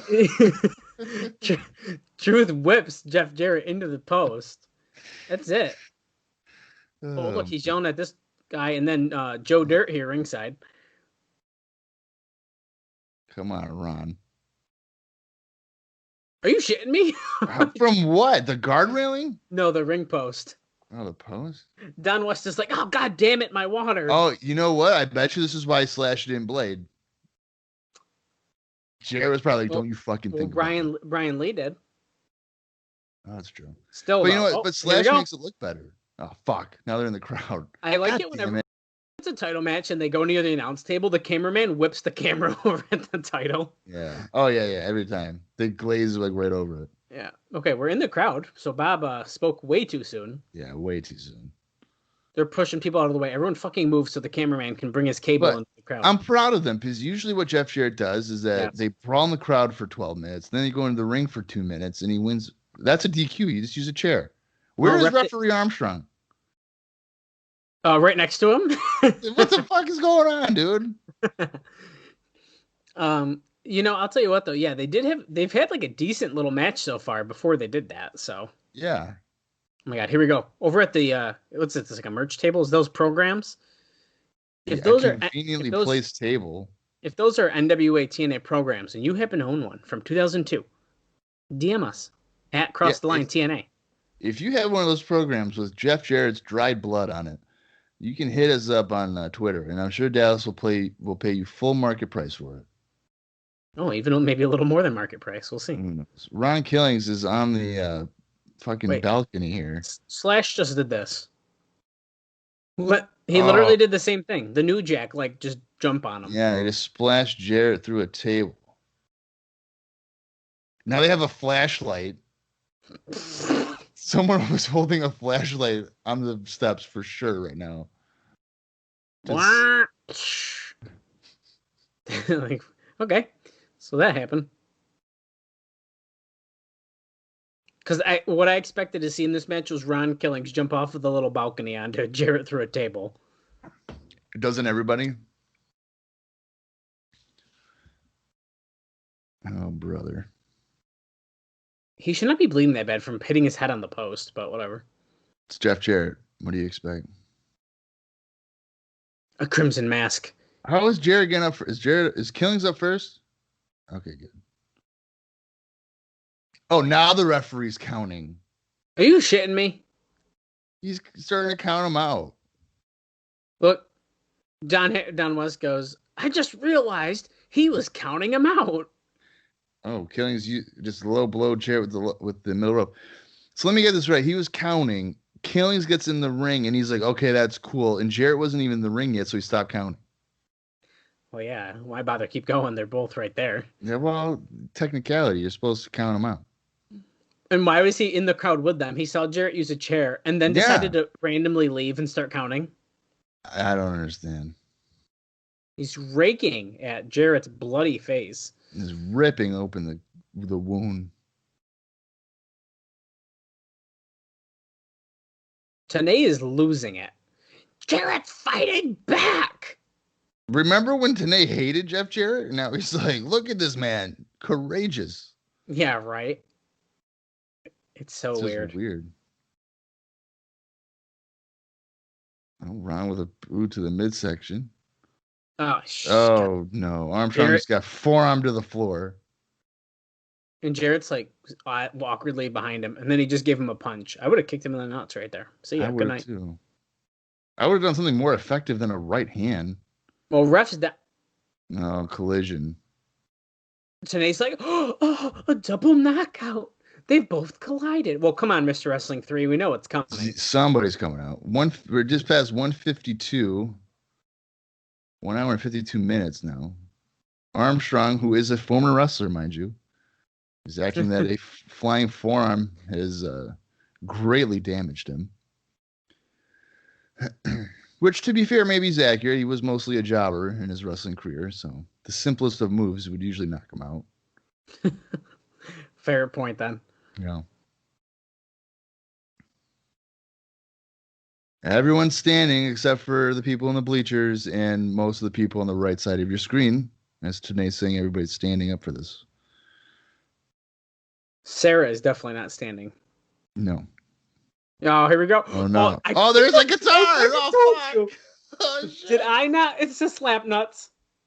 What? Dude, I told you. Oh, shit. Wait. Faking out. Who's he going to hit? Oh, he just hit Ron Killings from behind. Oh, shit. It's Russo, dude. It's Russo. He's too tall to be Russo. It's Russo. No, wait. 1, 2, 3. All right, so Jeff Jarrett just won the NWA World Title. How does Armstrong not notice that there's broken guitar everywhere? I don't know. I don't know. I feel like Jarrett, this is the same reaction that he had when he won the WWA title against Road Dogg on one of our bonus episodes. We covered those awful shows. But it's like the same thing. Like, yes! Yeah. I just booked myself as the champion. I did it! I'm so proud of myself. I waited 22 weeks to do it, and I got it. I'm pretty proud that I guessed the guitar thing. I did not know. I didn't remember that impressed. At all. Oh, Mr. Wrestling 3's back in the ring. That's way too tall to be Russo. Okay, then it's Mike Sanders. I think it's too tall to be Mike Sanders. Oh shit! All right, Jarrett's looking. Who is it? Oh fuck! It is Mr. Russo. I told you. Mike today just said, "Oh shit! It's Vince Russo." Today's like, it's Russo. Oh man! Russo. And that's how the show comes to an end. The runtime is shorter than most episodes. 154.28. 1 hour, 54 minutes, and 28 seconds. Well, okay, so Vince Russo has appeared on the TNA television for the first time. I didn't remember. I mean, I kind of remembered it was Russo, but that looked way too tall to be Vince Russo. I had no idea. When I made the guess a few weeks ago, it was literally just like, I could see him doing this. Like him being that character, like that just made too much sense. Yeah. I didn't know if I knew that's actually who it was going to be, though. Because I sort of really liked your idea of Mike Sanders. Like, that made sense, too. Yeah. Okay, there's a lot to digest from that show. Yeah, a lot happened. No doubt. I'll start by saying, at first I wasn't sure, but that show was a thumbs up for me. I think there wasn't anything like awful, but like the stuff that was good was pretty good in that show. You know what? I'm going to agree with you. Red and Lynn was very. I would say that was really good. Yeah. AMW and the New Church continue to have fun matches, hard hitting matches or whatever. Yeah. Jarrett Killings, I thought Jarrett Killings was average, which is good for them. Well, that's what I was going to say. This is Jarrett's best match to date in TNA so far. Yeah. I almost want to say, from recent memory, it's probably one of the best ones Killings has had as well. Yeah, I mean, his matches with Lynn, I feel like were okay. But in terms of a high-profile heavyweight... like title matches, this was one of the best ones. Yeah. I think the number one contenders match was a little disappointing. I think, although I didn't have a lot of expectations going into it with Crimson Dragon, Styles, and Estrada. I mean, it was okay. I would say that was a very average X-Division match for the people involved. Even the opening tag match, Easy Money and Siaki versus Divine Storm, wasn't bad. I mean, I didn't think that was a bad match. No, I mean, but it didn't really, serve a purpose. No, it had no purpose at all. Yeah, I mean, it was fine. It didn't, overstay its welcome or anything. Yeah. The Malice, slipping off the top rope. That was rough. Could be a bad sign for him. Yeah, and obviously Harris Brothers and SATs was what we thought it was going to be, I think. So, I mean, it could have been worse, I think, but it definitely wasn't great. And Lenny and BG James, can we really even count that as a match? I mean, it was like 3 minutes, I feel like. Like, I feel like it was, well, let's see, do they got the times on here? It was 2:55. It was 3 minutes. Yeah. I mean, it was like nothing. But yeah, that main event went 17 minutes and 37 seconds. You know what? But then to me, that didn't feel like a long 17. No, I didn't think so. And it might be one of the longer matches we've had in general. I don't know for sure. I haven't really paid attention to times, but Yeah. Yeah, man. I don't know. I think all around, like, that was pretty good. And I don't know. I was getting really hyped toward the end there. And then when the guitar and he came out, and then even the unmasking, I got really hyped for all that. So I'm glad they kind of shoved that right into the end of the show like that, and that they didn't make us wait another week, or else I would have been like, oh, this is stupid. Like, I don't want to wait. I'm glad the way they did it. And what's going to happen? Vince Russo just helped Jarrett get his next world title, similar to how he gave him all the other ones. So I'm interested to see where does this bring us? What's Vince Russo's role in TNA on screen about to be? Yeah, I mean, that's what I'm really curious about as well. I just hope, if he's gonna be this on-air character, I don't want him to dominate television or dominate the show. Yeah, I agree. Because that's what happened in WCW. Like, he was just always on the show. Now, I don't think they're gonna put him in like a GM type of role, like authority figure, because I feel like they have Armstrong. They don't need Russo to do that. Could you see him potentially being like a manager with Jarrett, maybe? I don't know if like a manager would be the right word, and maybe like an associate for him. Associate, like a consultant kind of role, maybe. Yeah. Like, I don't really see him standing at ringside and be like, "Come on, Jeff, get." Yeah. I don't really see that happening. Oh, that's true. I don't know. I think I'm more curious now that I know who it is than anything, because now I just want to. I don't know what's going to happen. Right, and I think that's what makes this even more of an effective episode, because now what's going to happen next week. They give a lot of questions. This is one of the first ones where I feel like it's like we want to see next week's show, not because of an advertised match, but like literally what's about to happen. Right. Yeah, exactly. Like, what's the storyline progression? Yeah. So I think that's a good step in the right direction. Well, it's also tough to get excited for the matches when you've seen the same matches 15 times already. Well, yeah. I mean, Styles and Lynn, I'm sure, will be great again next week, but regardless, like, we've already seen it. Like 20, like almost like I feel like every other week they fight. Well, probably if you were to count them all up, including the show where they wrestled 3 times on one, it's probably once every 2 weeks that they've had some kind of encounter, whether it's singles or multi-man matches. Yeah, absolutely. Yep. So, but yeah, I thought this was a good episode, and if TNA is able to get that momentum to get you interested in what they're doing in terms of a story, I think that's a good sign, as you mentioned. So yeah, I agree with that. So next week, I don't know if we really know what's going on, but we know that the New Church are defending against either Kurt Hennig and BG James, or Kurt Hennig and Six, because we don't really know what we heard. Yeah, I have no clue. Then something with Brian Lawler, but I would assume that was Six, unless they were talking about the Bruce situation, but I don't think that's what they said. But who knows? We'll figure it out, I guess. And then we know that Styles and Lynn are having the X-Division title match. Those are the only confirmed matches going into next week. Right. So, and then we'll hear from Vince Russo. Maybe we won't. Who knows what Jeff Jarrett will be doing? We will have to find out next week here on the TNA Cross the Line Pod. Dallas, do you have anything else for this week's episode? I think that pretty much covers it, man. It was a good week, and I don't know. I think we kind of said it all. I agree with you. All right. Well, until next week, for Dallas Gridley, I am Bob Colling Jr., and this has been the TNA Cross the Line podcast.